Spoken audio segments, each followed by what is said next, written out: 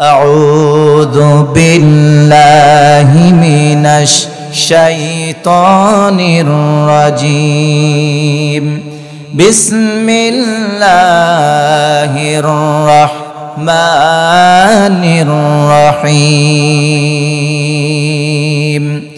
ألف لام ميم أحسب الناس أن يتركوا أن يقولوا آمنا وهم لا يفتنون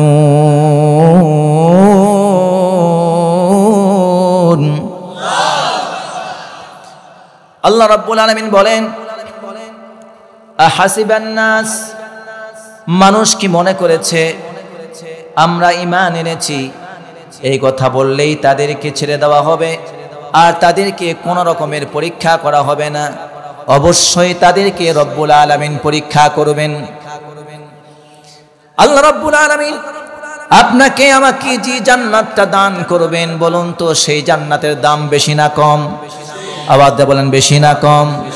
নবীজি বলেছেন জান্নাতের চাবুক পরিমাণ একটা জায়গা কেউ যদি দুনিয়ায় কিনতে চায় তাহলে এই গোটা দুনিয়াকে 10 বার বিক্রি করলে যেই দাম হবে জান্নাতের চাবুক পরিমাণ এক হাত জায়গার দাম 10 বার দুনিয়া বিক্রি করার মূল্যের চাইতে বেশি হয়ে যাবে। এমন জান্নাত, যেই জান্নাতে আপনি যা চাইবেন রব্বুল আলামিন আপনাকে তাই দেবেন।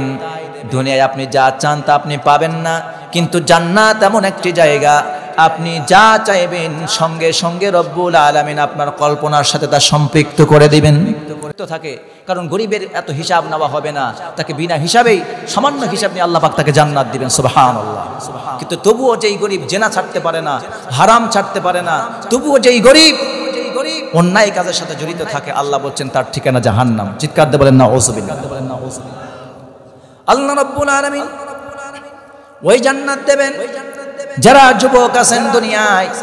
তারা বলেন এই দুনিয়ায় যখনই কোনো যুবতী তার সামনে হাজির হয় চোখ পড়ার সাথে সাথে তার মন আকৃষ্ট হয়ে যায়। কিন্তু এই যুবক কিংবা যুবতী যে তার চক্ষুর হেফাজত করলো, রব্বুল আলামিন জান্নাতের মধ্যে ওই যুবকের জন্য হুর গেলমান রেখেছেন। আল্লাহ তাআলা যেই বান্দি তার লজ্জাস্থানের হেফাজত করবে, চোখের হেফাজত করবে, নবীজি বলেছেন তার সাথে রব্বুল আলামিনের ফেরেশতারা এসে মোলাকাত করে। দুনিয়ায় ওই যুবকদের সাথে ফেরেশতারা সম্মানিত করেন, তাদের কাছে সঙ্গ দেয়। আর জান্নাতে রব্বুল আলামিন তাদের জন্য হুর গেলমান রেখেছেন, তাদের নাজ নিয়ামতের জন্য, তাদের তৃপ্তির জন্য, তাদের মনোরঞ্জনের জন্য। আর বুড়োদের জন্য তো থাকবে না? বুড়ারা বোধহয় ভোট চান না, বুড়ারা ভোট চান কি চান না? না, দরকার নাই, বয়স নাই, আর দরকার আছে, এরকম নাকি? যারা বুড়ো তারা কি জান্নাতে যাবে নাকি? না, বুড়োরা জান্নাতে যাবে না। এই দুনিয়ায় আপনি 80 বছর হয়ে গেছে, আপনি নামাজ পড়তেছেন কষ্ট করে, আপনি আল্লাহর জন্য ইবাদত করেছেন, কষ্ট করেছেন। রব্বুল আলামিনের হাবিব বলেছেন আপনি যখন জান্নাতে যাবেন, এই দুনিয়ার যত মানুষকে রব্বুল আলামিন জান্নাত দেবেন, জান্নাতে যাওয়ার আগে প্রত্যেকটি মানুষকে রব্বুল আলামিন তরুণ করে যুবক বানায়া, চেহারা সৌন্দর্যকে বাড়ায়া দিয়া রব্বুল আলামিন তাদেরকে আকৃষ্ট করে জান্নাতের মধ্যে প্রবেশ করায়া দিবেন। সুবহানাল্লাহ। জান এবার জান্নাত বলা তো খুব খুশি। জান্নাত এবার তো পাইছেন, যৌবন ফিরে পাইছেন, তারুণ্য ফিরে পাইছেন। এখন তারুণ্য যৌবনকালে আপনার মেজাজ কেমন ছিল বুড়া বয়সে কি মনে হয় না? ওটা যদি আরেকবার পেতাম আল্লাহ পাক ফিরায় দিবেন। শুকরিয়া করবো কার? আওয়াজ দিয়ে বলেন, শুকরিয়া করবো কার? যুবক ভাইয়েরা, ফেরেশতা আপনাদের সাথে মোলাকাত করে। আল্লাহ রাব্বুল আলামিন আপনাদের জন্য হুর গেলমান রেখেছেন। এই জন্য যুবক ভাইদেরকে অনুরোধ করবো, দুনিয়ার এই সব নর্তকী ফর্তকী যারা নিজের চেহারাকে প্রদর্শন করে বেড়ায়, এদের ধোকায় পড়বেন না। এরা আপনার জীবনটাকে, আপনার লাইফটাকে ধ্বংস করে জাহান্নাম বানিয়ে ছাড়বে। ঠিক কিনা বলেন? এরা আপনার পকেটে টাকা যতদিন, ওরা আপনার সাথে ততদিন। আজকে তোমার সাথে, তোমার পকেটে টাকা নাই, কালকে আর একজনের সাথে। ঠিক কিনা বলো মুসলমান? ঠিক কিনা বলো যুবক ভাইরা আমার? যেই যুবতী তোমার সামনে এসে তোমার সামনে তার প্রেম নিবেদন করে, যেই যুবতী তোমার সামনে এসে তার চেহারার বাহাদুরি করে, তুমি কি জানো ওই যুবতীটা তোমার চাইতে আরেকজন হ্যান্ডসাম পেলে পরে তোমাকে 4 পয়সার মূল্য দেয় না, সে তার কাছে দৌড় দেয়। যেই যুবতী রাতের আধারে তোমার সামনে গোপনে একাকী চ্যাটিং করে, তোমাকে মোবাইল SMS দেয়, তুমি জানো সেই যুবতী তোমার কাছে দেয় তোমার মতো করে আরো 10 জনের কাছে সে টাকা কালেকশন করে ওইভাবে, ঠিক কিনা বলেন? এই তরুণী, এই যুবতীর ব্যবসা হলো তার চামড়া। এর ব্যবসা কি? এর চামড়া যতদিন আছে তার ব্যবসা ততদিন আছে। এই চামড়া নিয়ে এসে যাবে জাহান্নামে। নবীজি বলেছেন যারা জাহান্নামে যাবে তার অধিকাংশ কারণ হলো নারীদের কারণে অধিকাংশ যুবকরা জাহান্নামে যাবে। যুবক ভাইয়েরা, এই জন্য সতর্ক হয়ে যান, এরা তোমাদেরকে জাহান্নামে নেবার জন্য তোমাদেরকে হাতিয়ার হিসেবে ব্যবহার করছে, ঠিক কিনা বলো? এই জন্য আল্লাহ তাআলা আমাদের যুবক ভাইদের চরিত্রকে হেফাজত করুন, বলেন আমিন। আমার প্রিয় ভাইয়েরা, জান্নাতের দাম অনেক বেশি। এই জান্নাত রব্বুল আলামিন এমনি আপনি আপনাকে দেবেন না। এই জান্নাত আপনাকে রব্বুল আলামিন শুধু দেবেন না, এই জান্নাতে যাওয়ার জন্য আপনাকে মরিয়া হয়ে লেগে যেতে হবে। লক্ষ্য পানে আপনাকে টার্গেট ঠিক করে আপনার রাস্তা পরিষ্কার করে সেই দিকে এগোতে হবে, জোরে কোন ঠিক কিনা? জান্নাতের পথ ফুল বিছানো নয়, জান্নাতের পথ আপনার জন্য সহজ নয়, আমার জন্য সহজ নয়। জান্নাতের পথ কণ্টকাকীর্ণ, জান্নাতের পথ গিরিপথ, উঁচু নিচু, সংকীর্ণ, কাঁটাবহুল। এমন পথ দিয়ে আপনাকে সচেতন হয়ে কাঁটা মারিয়ে, আপনাকে পাথর মারিয়ে, আপনাকে উঁচু নিচু পথ মারিয়ে আপনাকে জান্নাতে যেতে হবে। এই জান্নাতে যাওয়ার পথে অনেক সময় কাঁটা আপনার জন্য বাধা হয়ে দাঁড়াবে, উঁচু নিচু পাহাড়ের গিরিপথ আপনার জন্য বাধা হয়ে দাঁড়াবে। কিন্তু আপনি জান্নাতে যেতে চান, সেই জন্য সকল বাধাকে মারিয়ে জান্নাতে যাওয়ার জন্য টার্গেট ঠিক করে সকল বাধা মারিয়ে জীবন দিয়ে হলেও জান্নাতে যাওয়ার চেষ্টা চালায় যেতে হবে, জোরে কোন ঠিক কিনা? এই দুনিয়ার কাঁটা হলো সুদের কাঁটা, ঘুষের কাঁটা, অন্যায়ের কাঁটা, দলকানার কাঁটা, পুঁজিবাদের কাঁটা, সমাজতন্ত্রের কাঁটা, জাতীয়তাবাদের কাঁটা, গণতন্ত্রের কাঁটা, ধর্মনিরপেক্ষতাবাদের কাঁটা। দুনিয়ার সমস্ত হারাম কাঁটাগুলি আপনাকে আষ্টপিষ্ট করে জড়িয়ে ধরবে। যখন যেই পজিশনে থাকবেন ঠিক সেই পজিশনে আপনার সামনে এসে হাজির হবে। কিন্তু যে ব্যক্তি মুমিন হবে, জান্নাত যার টার্গেট, সেই ব্যক্তি কখনোই ঘুষ, সুদ, অন্যায়, জাতীয়তাবাদ, ধর্মনিরপেক্ষতাবাদ, গণতন্ত্র, সমাজতন্ত্র এগুলির সাথে, পুঁজিবাদের সাথে তার কোনো সম্পর্ক থাকবে না। তার একমাত্র সম্পর্ক থাকবে ইসলামের সাথে, তার একমাত্র সম্পর্ক থাকবে আল্লাহর সাথে, তার একমাত্র সম্পর্ক থাকবে কোরআনের সাথে। আর তার আদর্শ নেতা হবেন মুহাম্মাদুর রাসূলুল্লাহ, ঠিক কিনা বলো মুসলমান? বলুন তো আমাদের রব কে? আমাদের সংবিধানের নাম কি? আমাদের নেতার নাম কি? আমাদের আদর্শ কি? আমরা আল্লাহর জমিনে মুসলমানরা হলেন আল্লাহর পাহারাদার, আল্লাহর সৈনিক। যারা বলেন তো কি?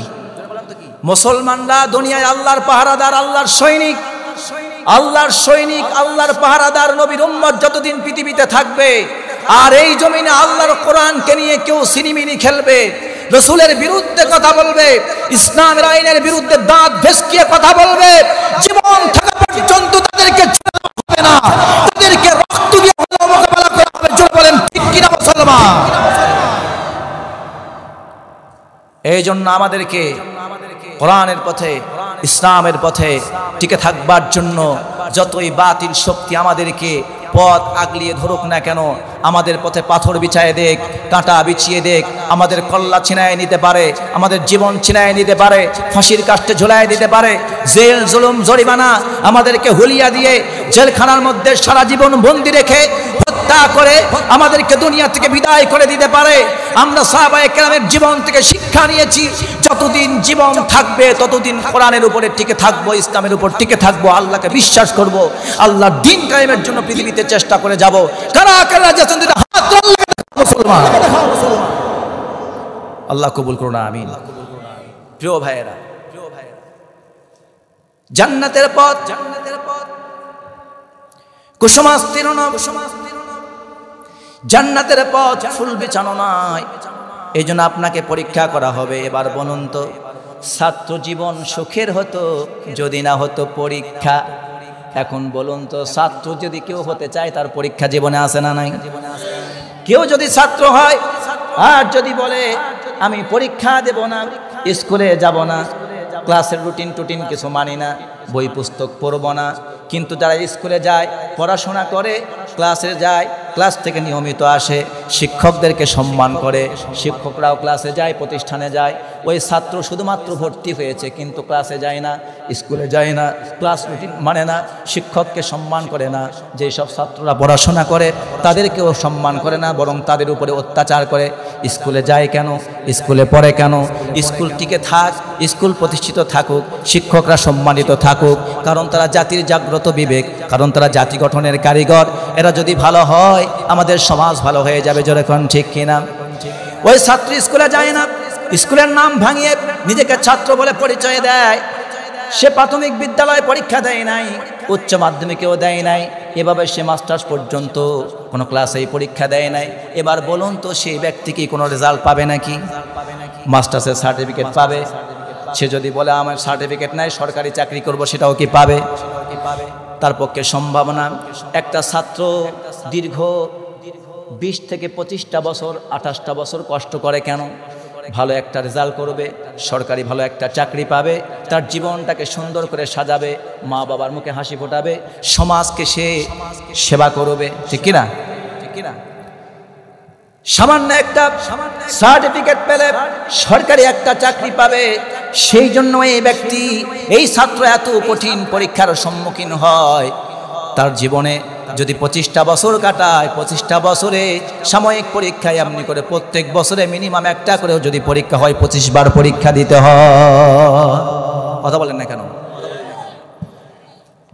এই ছাত্র কষ্ট করে পরীক্ষা দিল, রেজাল্ট নিল, চাকরি পেল, সুন্দর জীবন কাটালো, আল্লাহ রাব্বুল আলামিন তাকে সম্মানিত করলেন। কিন্তু এখন আপনার কাছে আমার প্রশ্ন হলো, প্রিয় ভাইয়েরা, যারা ছাত্র নাম ভাঙ্গায় কিন্তু ছাত্রত্ব মানে না, ছাত্র যারা তাদের উপর অত্যাচার করে, শিক্ষকদের উপর অত্যাচার করে, ক্লাসের সিলেবাস সে মানে না, রুটিন সে মানে না, বলুন তো সেই ছাত্ররা আসলে ছাত্র না কুলাঙ্গার? কথা বলেন, ছাত্র না কুলাঙ্গার? যে ছাত্র পড়ে না, ক্লাস রুটিন মানে না, সিলেবাস মানে না, শিক্ষককে সম্মান করে না, যে ছাত্র পড়াশোনা করে তার উপরে অত্যাচার করে, এই কি ছাত্র না কুলাঙ্গার? এই কুলাঙ্গার না সন্ত্রাস? অনুরূপভাবে আপনি তাকিয়ে দেখুন, যেই মুসলমানেরা আজকে কোরআন যাদের সিলেবাস, যারা বলে আমরা কোরআন মানি, কোরআন দিয়ে জীবন গড়ি, ব্যক্তি পরিবার সমাজ রাষ্ট্র গঠন করতে চায়, যে কোরআন দিয়ে মসজিদে ইমামতি করি, যে কোরআন দিয়ে বিয়ে শাদী পড়ায়, যে কোরআন দিয়ে তালাক হয়, যে কোরআন দিয়ে জানাজা হয়, যে কোরআন দিয়ে সামাজিক কার্যকলাপগুলি চলে, ঠিক সেই কোরআন দিয়ে আমাদের মসজিদের বাইরেও আমাদের ব্যক্তি জীবন, পারিবারিক জীবন, সামাজিক জীবন, রাষ্ট্রীয় জীবন, ব্যবসা বাণিজ্য, বিচার ব্যবস্থা, অফিস আদালত, কোর্ট, সব জায়গায় কোরআন চলবে। এমন যারা কোরআনের ছাত্র হয়ে কোরআন পড়ে, কোরআন মারে, কোরআন বোঝে, কোরআন দিয়ে জীবন গড়তে চায়, আপনি দেখতে পাবেন এই সমাজে এমন এরকম নিজেকে মুসলমান বলে দাবি করে, মুমিন বলে দাবি করে, কোরআন পড়ে না, কোরআন ধরে না। যেই সব ছাত্ররা কোরআন পড়ে ব্যক্তি পরিবার সমাজ রাষ্ট্র মসজিদের মতো করে সুন্দরভাবে সাজাতে চায়, ওই সব কুলাঙ্গার ছাত্র নামের সন্ত্রাসীরা প্রকৃতপক্ষের কোরআন প্রেমিক কোরআনের ছাত্রদের গায়ে হাত তুলে জোরে কোন ঠিক কিনা? আওয়াজ তুলে বলতে পারে ঠিক না? ঠিক মুসলমান? আপনি যদি এরপরেও না বোঝেন, দলকানা হয়ে যদি থাকেন, আপনার ভিতরে যদি স্বজন প্রীতি থাকে, আল্লাহর কসম করে বলছি, কোরআন যদি আপনি মৃত্যু পর্যন্ত শোনেন, আপনি কঠিন কালেও কোরআন থেকে হেদায়েত পাবেন না। পাওয়া যাবে? কোরআন থেকে হেদায়েত নিতে হবে, ঠিক কিনা বলেন? আমার প্রিয় ভাইয়েরা, ছাত্র জীবন সুখের হতো যদি না হতো পরীক্ষা। এখন আমি মুমিন, জান্নাতে যেতে চাই, তেমনি করে আপনাকেও আমাকে পরীক্ষা দিতে হবে, ঠিক কিনা? এখন পরীক্ষাগুলো কি কি হবে? আপনার ক্লাস কি, সিলেবাস কি, রুটিন কি, রব্বুল আলামিন সব প্রশ্ন এবং তার উত্তর উপন করে দিচ্ছেন। আল্লাহ পাক এভাবে বলছেন, আমার বান্দারা শোনো, যারা ঈমান এনেছো অবশ্যই তোমাদেরকে পরীক্ষা দিতে হবে। আল্লাহ পাক সেই পরীক্ষাগুলো কি কি করবেন আল্লাহ পাক এবার বলছেন সুন্দর করে। আল্লাহ পাক বলছেন, ওয়ালা নাবলুওয়ান্নাকুম বিশাইইম মিনাল খাউফি ওয়াল জু' ওয়া নাকসিম মিনাল আমওয়ালি ওয়াল আনফুসি ওয়াত থামারাত ওয়া বাশশিরিস সাবিরিন। চিৎকার দেন আল্লাহু আকবার। আল্লাহ বলেন যারা আমার ইসলাম নামক প্রতিষ্ঠানে ভর্তি হয়েছে, আল্লাহকে রব হিসাবে মেনে নিয়েছে, আর নবীকে আদর্শ নেতা শিক্ষক হিসাবে মেনে নিয়েছে, ইসলামকে সিলেবাস হিসাবে, কোরআনকে সিলেবাস হিসাবে গ্রহণ করেছে, এখন আমি তোমাদেরকে পরীক্ষা করব, আমি অবশ্যই তোমাদেরকে এগুলি দিয়ে পরীক্ষা করব। আল্লাহ পাক বলছেন অবশ্যই তোমাদেরকে পরীক্ষা করব, ভয় দিয়ে, 2 নম্বর ক্ষুধা দিয়ে, 3 নম্বর জানমালের ক্ষতি দিয়ে, 4 নম্বর ফসল ফলাদি নষ্ট করে তার ক্ষতি দিয়ে তোমাদের পরীক্ষা করব। আল্লাহ রাব্বুল আলামিন পরীক্ষা না করে কাউকে জান্নাত দেবেন না। আপনি একটু লক্ষ্য করুন, নবীজি বলেছেন আদ-দুনিয়া সিজনুল মুমিন ওয়া জান্নাতুল কাফির, রাওয়াহু মুসলিম। নবীজি বলেন দুনিয়াটা হলো মুমিনদের জন্য জেলখানা, আর কাফেরদের জন্য এবং কুফরি মতাদর্শের যারা ধ্বজাধারী, কুফরির তাগুতের পতাকাবাহী যারা, তাদের জন্য দুনিয়াটা হলো জেলখানা। তাদের জন্য কি? তাদের জন্য হলো বেহেশত। তাদের জন্য কি? যারা মুমিন তাদের জন্য দুনিয়া হলো জেলখানা, আর যারা কাফের কিংবা কুফরি মতবাদের পতাকাবাহী, তাদের পতাকা বহন করে, তাদের কৃষ্টি কালচার প্রতিষ্ঠা করতে চায়, তাদের মতাদর্শ প্রতিষ্ঠা করতে চায়, কোরআন সুন্নাহ মানে না, বরং তাদের জন্য, কাফেরদের জন্য, দুনিয়া পূজারীদের জন্য দুনিয়াটা হলো বেহেশত। চিৎকার দিয়ে বলেন নাউযুবিল্লাহ। এবার আমার ভাইয়েরা বলুন তো, কোন মুমিন ব্যক্তি, যেই ব্যক্তি আল্লাহ বললেন দুনিয়াটা হলো মুমিনদের জন্য জেলখানা, এবার জিজ্ঞেস করছি বলুন তো, জেলখানায় কেউ কি সারা জীবন থাকতে চায় নাকি? কথা বলেন, থাকতে চায়? জেলখানায় কেউ কোনোদিন সারা জীবন থাকতে চায় না, যাবজ্জীবন থাকতে চায় না। সবাই জেল থেকে তাড়াতাড়ি বের হয়ে নিরাপদ মুক্ত বাতাসে শান্তিপূর্ণ একটা জীবন চায়, ঠিক কিনা বলেন? কিন্তু মুমিনদের, আল্লাহ রাব্বুল আলামিনের হাবিব বলেছেন দুনিয়া মুমিনদের জন্য জেলখানা, আর দুনিয়া পূজারী, স্বার্থবাদী, কায়েমি স্বার্থবাদী কাফের মুশরিকদের জন্য দুনিয়াটা হলো জেলখানা, তাদের জন্য বেহেশত। মুমিনরা জেলখানায় থাকতে চায় না। এই জন্য দেখবেন এই দুনিয়ায় যারা দুনিয়া পূজারী কাফের মুশরিক, তাদেরকে যদি 1000 বছর জীবন দেওয়া হয়, ওরা বলবে আলহামদুলিল্লাহ, আরো জীবন চাই, আরো জীবন চাই। ওরা দুনিয়া থেকে মরতে চায় না। তাদের টার্গেটগুলো অনেক বেশি থাকে। কেউ বলে 50 বছর বাঁচবো, কেউ বলে 100 বছর যদি বাঁচতাম। আল্লাহ পাক বলেন ওদেরকে যদি 1000 বছরও দেই, ওরা বলবে আরো 1000 বছর যদি পেতাম তাহলে আলহামদুলিল্লাহ বলতো। কি বলতো? ওরা বলতো আলহামদুলিল্লাহ। শুধু এটাই না, ওদের জীবনের টার্গেট একটার পর একটা বাড়াতে থাকতো। ইসলামের বিরুদ্ধে ওরা টার্গেট বন্ধ করতো না, হাজারো টার্গেট তারা লক্ষ্য করত। কিন্তু মুমিনদের টার্গেট হলো একটা, তাদেরকে জান্নাতে যেতে হবে। কোথায় যেতে হবে? আওয়াজ বলেন, কোথায় যেতে হবে? জান্নাতে যেতে হবে। এই জন্য মুমিনরা জেলখানার মধ্যে থাকতে চায় না। এই জন্য মুমিনদের জীবনটা দেখবেন তারা সব সময় ঈমানের উপর টিকে থাকতে গিয়ে সব দুঃখ কষ্ট তারা মেনে নেয়। এমনকি তারা তাদের দুনিয়ার জীবন, পার্থিব জীবন, সাংসারিক জীবন, ব্যক্তি জীবন, সব জীবনকে আল্লাহর রাস্তায় কুরবান করে দিয়ে আল্লাহর সন্তুষ্টি অর্জন করে আল্লাহর জান্নাত তারা যেতে চায়। ومن الناس من يشري نفسه ابتغاء مرضات الله والله رؤوف بالعباد। আল্লাহু আকবার। আল্লাহ বলছেন যারা মুমিন তারা ওমিনান নাস মান ইয়াশরি নাফসাহু ইবতিগা, তারা তাদের জান মাল জাগতিক সম্পদ বিক্রি করে দেয়। অর্থাৎ এই বিক্রি করা মানে তার উপর হাজারো জুলুম অত্যাচার আসলেও সে কখনো দুনিয়ার কাছে, কাফের মুশরিকদের কোনো নিয়ম নীতির কাছে, কোনো কুফরি শক্তির কাছে মাথা নত করে না। তারা তাদের জীবন দিয়ে শহীদ হয়ে আল্লাহর সন্তুষ্টি অর্জন করে শাহাদাতের নজরানা পেশ করে আল্লাহর জান্নাতে চলে যায়। চিৎকার দেবেন সুবহান। আল্লাহ রাব্বুল আলামিন তাদেরকে তুলে নেন, জান্নাতি মেহমান করে।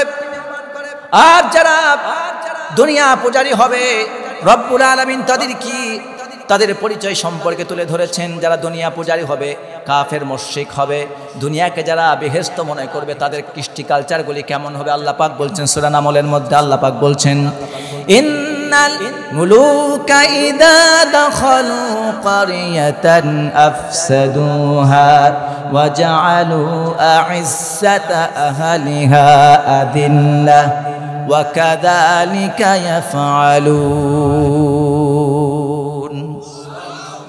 আল্লাহ রাব্বুল আলামিন বলেন, যারা জালেম, যারা স্বৈরাচার, দুনিয়া পূজারী, স্বার্থবাদী, এই সব দুনিয়া পূজারী, স্বার্থবাদী, ইসলাম মানে না, কোরআন সুন্নাহ মানে না, এগুলোর কথা শুনলে যাদের গায়ে জ্বালা দিয়ে ওঠে, এমন স্বৈরাচার জালেম তারা যদি কোনো রাজ্যের মধ্যে ক্ষমতা পেয়ে যায়, তাহলে তারা মুমিন বান্দাদের উপরে এবং সাধারণ নাগরিকদের উপরে 4 দফা কাজ করে। জোরে বলেন কয় দফা? আওয়াজ দিয়ে বলেন কয় দফা? 4 দফা কাজ করে। 1 নম্বর হলো ইযা দাখালু ক্বরিয়াতান আফসাদুহা, সর্বপ্রথম তারা যদি রাজ্যের মধ্যে রাজত্ব পেয়ে যায়, তাহলে সমস্ত মুমিন বান্দা সহ ওই দেশের যারা সাধারণ বিবেকবান নাগরিক থাকে তাদের উপরে তারা ত্রাস সৃষ্টি করে, সন্ত্রাসী কায়দায় তাদেরকে ভয় দেখাতে থাকে। 1 নম্বর তাদেরকে ভয় দেখায়, তাদেরকে ত্রাস সৃষ্টি করে, ভয়ের চোটে সত্যের পক্ষে কথা বলতে পারে না, নিরপরাধ মানুষগুলি কষ্ট করে, তাদের পক্ষে ছাপাই গাইতে পারে না। আপনি যদি তার পক্ষে কথা বলেন, তাকেও তারা তার সহযোগী মনে করে, ওই ব্যক্তির উপরেও, নিরপরাধ ব্যক্তির উপরেও তারা অত্যাচার করে। জোরে কোন ঠিক কিনা? 2 নম্বর হলো যারা সম্মানিত লোক তাদেরকে তারা অপমানিত করে। আপনি লক্ষ্য করে তাকিয়ে দেখুন, গোটা বিশ্বের মাঝে সবচাইতে লাঞ্ছিত আজ মুসলমানেরা। জোরে কোন ঠিক কিনা? তার ভেতর থেকে সবচাইতে বেশি লাঞ্ছিত আরো যারা ইসলামী আন্দোলন করে তারা। জোরে বলেন ঠিক কিনা? আবার এগুলির ভিতর থেকে আরো সবচাইতে বেশি লাঞ্ছনার শিকার যারা কোরআন সুন্নাহর ইলম অর্জন করেছে, আলেম সমাজ। জোরে বলেন ঠিক কিনা? এই জাতির শ্রেষ্ঠ সন্তান হলো আলেম সমাজ। জোরে বলেন কারা? আওয়াজতে বলেন কারা? ইন্নামা ইয়াখশাল্লাহা মিন ইবাদিহিল উলামা। আল্লাহ বলছেন আল্লাহকে সবচাইতে বেশি ভয় করে আলেম সমাজ। কারা ভয় করে? ইন্না আকরামাকুম ইনদাল্লাহি আতকাকুম। আর আল্লাহকে যারা বেশি ভয় করে তারা আল্লাহর কাছে কি? সম্মানিত। তারা কি? সম্মানিত।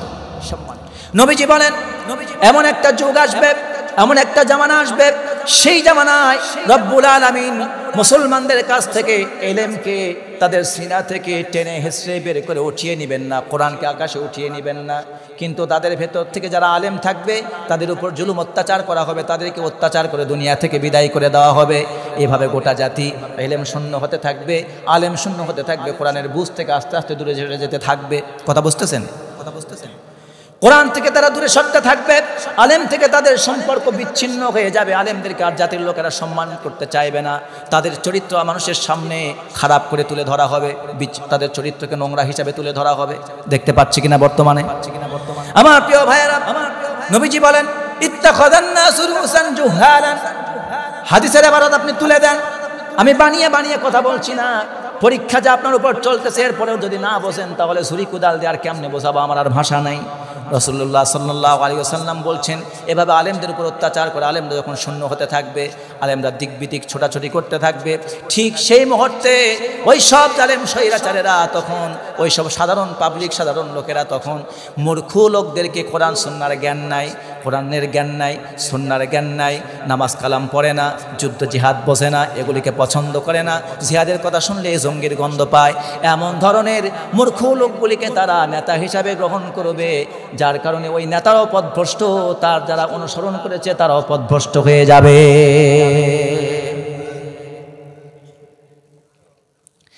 তাহলে 2 নম্বর কারণ হলো জালেম স্বৈরাচার যদি রাজ্যে প্রবেশ করে, ক্ষমতা পায়, 2 নম্বর কাজ হলো জাতির শ্রেষ্ঠ সন্তান আলেমদেরকে তারা অপমানিত করে, কোরআনের জ্ঞান, কোরআনের ইলম যারা ধারক বাহক তাদেরকে অপমানিত করে।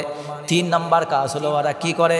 জাতির যারা সবচাইতে নিকৃষ্ট লোক, যারা মানুষের উপর অন্যায় করতে যাদের হাত কাঁপে না, মানুষ মারতে হাত কাঁপে না, মানুষের রিলিফের টাকার চাল মারে দিতে যাদের হাত কাঁপে না, মানুষের ঘর বাড়ি জায়গা জমি দখল করতে যাদের হাত কাঁপে না, মানুষের উপর অস্ত্র ধরতে যাদের হাত কাঁপে না, মানুষের উপর কথায় কথায় ছড়ি ঘোরাতে চায়, জেলের ভয় দেখায়, মামলার ভয় দেখায়, হুমকি ভয় ধমকি দেয়, মানুষকে হত্যা করার ভয় দেখায়, এমন নিষ্ঠুর নির্দয় নরাধম ব্যক্তিগুলিকে ওরা বাছাই করে করে সম্মানিত বানায়, তাদেরকে বড় বড় পদ দেয়। আসতে বলেন।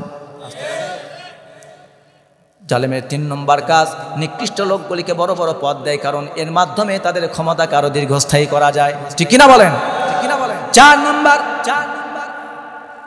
দেওবন্দের বিশ্ববিখ্যাত একজন মুহাদ্দিস আল্লামা কারি তৈয়ব রাহিমাহুল্লাহ, তিনি সূরা নামলের আয়াতের ব্যাখ্যায় তিনি বলেছেন ৪ নম্বর তাদের অপরাধ, ৪ নম্বর তাদের কাজ হলো, তাদের মিশন হলো ইসলামের যত স্মৃতিচিহ্ন থাকে, ইসলামের যে নামগুলি থাকবে, ইসলামের শিআরগুলিকে, নিদর্শনগুলিকে ওরা সহ্য করতে পারে না।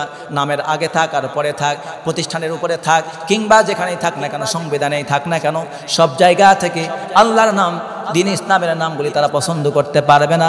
অর্থাৎ তারা পূর্ববর্তীদের ইতিহাসকে তারা সহ্য করতে পারবে না, এত প্রতিহিংসা পরায়ণ হয়ে যায়। আছে না নাই? নাম সহ্য করতে পারে না, অর্থাৎ পূর্ববর্তী ইতিহাস যেগুলি ছিল, স্মৃতিচিহ্ন ছিল, একটার পর একটা মুছে দেয়। আল্লাহ রাব্বুল আলামিন কুরআনে কারিমে জানিয়ে দিলেন, 4টা কাজ করে জালেমেরা। 1 নম্বর তারা ত্রাস সৃষ্টি করে ভয় দেখায়। 2 নম্বর তারা কি করে? ভুলে গেছেন? হ্যাঁ, 2 নম্বরে সম্মানিতদেরকে অপমানিত করে।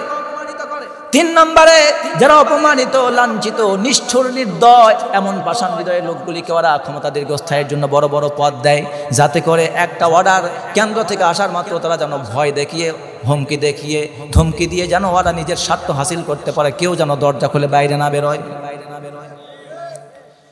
4 নম্বর হলো ইসলামের নিদর্শনগুলো সহ্য করতে পারবে না, আল্লাহর উপর আস্থা বিশ্বাস এটা সহ্য করা যাবে না, এর মধ্যে সাম্প্রদায়িকের গন্ধ পাওয়া যায়।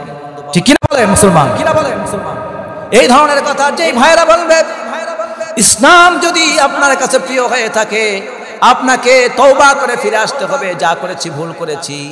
আর যদি ওর উপরে প্রতিষ্ঠিত থাকে, তাহলে আমাদেরকেও তাদের কাছ থেকে দূরে সরে আসতে হবে ঈমান বাঁচানোর জন্য। জোরে বলেন ঠিক কিনা? কষ্ট হচ্ছে আপনাদের? কোরআনের তাফসীর আজকে শুনতেছেন? আমার প্রিয় ভাইয়েরা, একটু মনোযোগ দেন, আরো সুন্দর কথা আপনাদেরকে আমি উপহার দিচ্ছি। রব্বুল আলামিন তাহলে এখানে পরিচয় দিলেন মুমিন কারা, জালেম কারা, দুনিয়া পূজারী কারা। এখন আপনাকে আমাকে অবশ্যই বেছে নিতে হবে। জোরে কোন ঠিক কিনা? আমার প্রিয় ভাইরা, আল্লাহ রব্বুল আলামিন বলছেন জান্নাত তোমাদেরকে এমনি এমনি আমি জান্নাত দিব না, অবশ্যই তোমাদেরকে পরীক্ষা করব।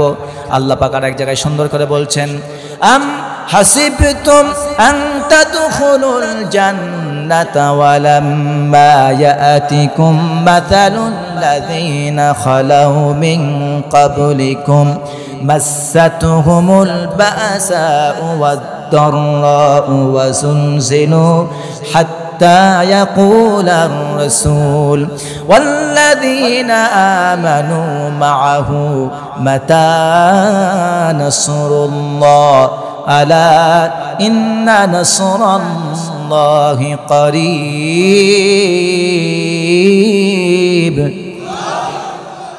আল্লাহ রাব্বুল আলামিন বলেন, ও আমার বান্দারা, আম হাসিবতুম আন তাদখুলুল জান্নাহ, তোমরা কি মনে করেছো এমনিতেই আমার জান্নাতে প্রবেশ করবে, এমনিতেই আমার জান্নাতে যাবে নাকি?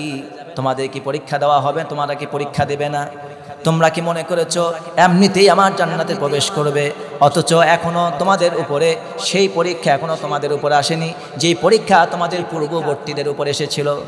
পূর্ববর্তীরা যারা ঈমান এনেছিলেন, অর্থাৎ আদম থেকে শুরু করে ঈসা আলাইহিস সালাম পর্যন্ত, আদমকে পরীক্ষা দিতে হয়েছে জান্নাতের ভেতরে শয়তানের ধোঁকায় পড়ে। ঠিক কিনা বলো মুসলমান? আদম আলাইহিস সালামকে শয়তান ধোঁকা দিয়েছে জান্নাতের ভেতরে। জান্নাতকে রব্বুল আলামিন জান্নাত থেকে তাদেরকে নামিয়ে দিলেন, তওবা করলেন দীর্ঘদিন, আল্লাহর কাছে কাঁদলেন, ক্ষমা চাইলেন, মাফ চাইলেন, আর বললেন রব্বানা যালামনা আনফুসানা ওয়া ইন লাম তাগফির লানা ওয়া তারহামনা লানাকুনান্না মিনাল খাসিরিন। যখন অপরাধ করবেন এই দোয়াটি পড়ে পড়ে আল্লাহর কাছে বেশি বেশি দোয়া করবেন, আল্লাহর কাছে মাপ চাইবেন। জানেন না সবাই? আমার সাথে আরেকবার ঠোঁট মিলিয়ে পড়েন, আর একসাথে পড়েন রব্বানা। মানুষ আল্লাহর জন্য কথা বলতে গিয়ে সবাই যদি দরজা বন্ধ করে দেয়, আল্লাহ বলছেন বান্দা, আমার জান্নাতের দরজা, আমার ক্ষমা করে দেওয়ার দরজা তোমার জন্য কিয়ামত পর্যন্ত উন্মুক্ত থাকবে। খালি হাত তুলো, হাত তুলে যদি নাও পারো, তোমার হাত নাই, তুমি পা নাই, তুমি কথা বলতে পারো না, মন থেকে শুধু আমার কাছে মাপ চাও, আমি মাফ করে দেব। সেই রবকে বাদ দিয়ে মানুষের কাছে সম্মান খুঁজি, রিজিক খুঁজি, দলের কাছে রিজিক খুঁজি। দল করতে হবে আল্লাহ তার রসুলের দল। যারা বলেন কার দল? আল্লাহ তার রসুলের দল করতে হবে। বাংলার মানুষদেরকে ভেদাভেদ করা হয়েছে, বিভিন্ন ধরনের মানুষের তৈরি করা তন্ত্র মন্ত্র দিয়ে মুসলমানদেরকে হাজারো দলে বিভক্ত করে মুসলমানদের শক্তিকে আজকে দুর্বল করে দেওয়া হয়েছে। ঠিক কিনা? ঠিক কিনা? আল্লাহ রাব্বুল আলামিন আদম আলাইহিস সালাম তিনি জান্নাতের ভিতরে পরীক্ষা দিয়েছেন, শয়তান ধোঁকা দিয়েছে। এরপরে নূহ আলাইহিস সালাম পৃথিবীতে আসলেন। নূহ আলাইহিস সালামকে তার জাতির লোকেরা সহ্য করতে পারে নাই, দেশ থেকে বের করে দিয়েছে। রব্বুল আলামিন তার কষ্ট সহ্য করতে পারেন নাই। আল্লাহ ওহী করে বললেন, নূহ নৌকা তৈরি করো, নৌকা নিয়ে ভ্রমণ শুরু করে দাও।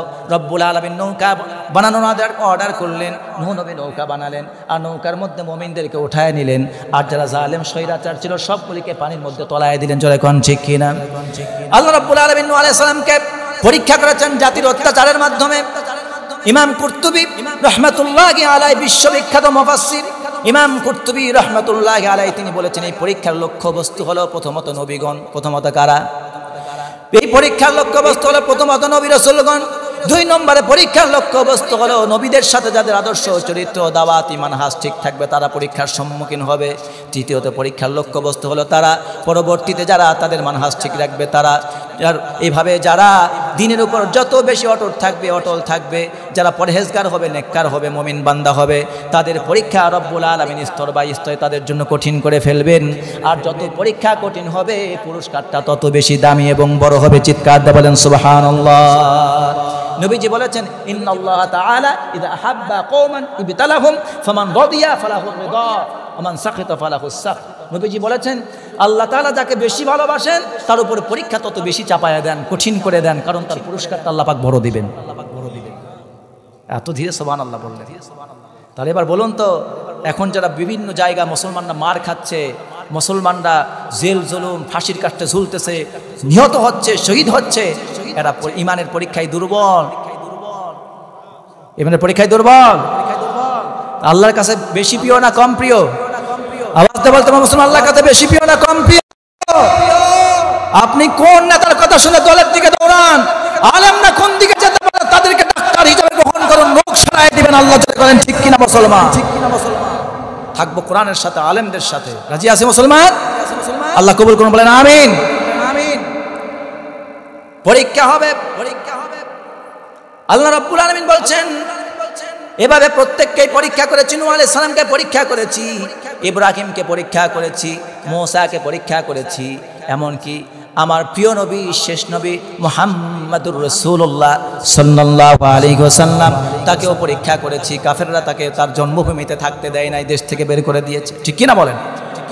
আল্লাহ রাব্বুল আলামিন বলেন আমি তাদেরকে পরীক্ষা করেছি। আমার নবীর ব্যাপারে, পরীক্ষার ব্যাপারে কত কঠিন সিদ্ধান্ত নিয়েছিল কাফেররা।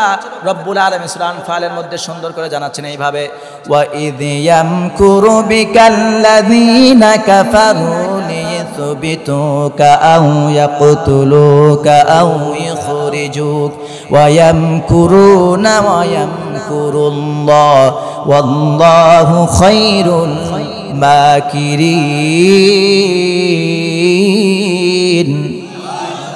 আল্লাহ রাব্বুল আলামিন বলেন স্মরণ করা সেই সময়ের কথা আমার নবীকে বলতেছেন।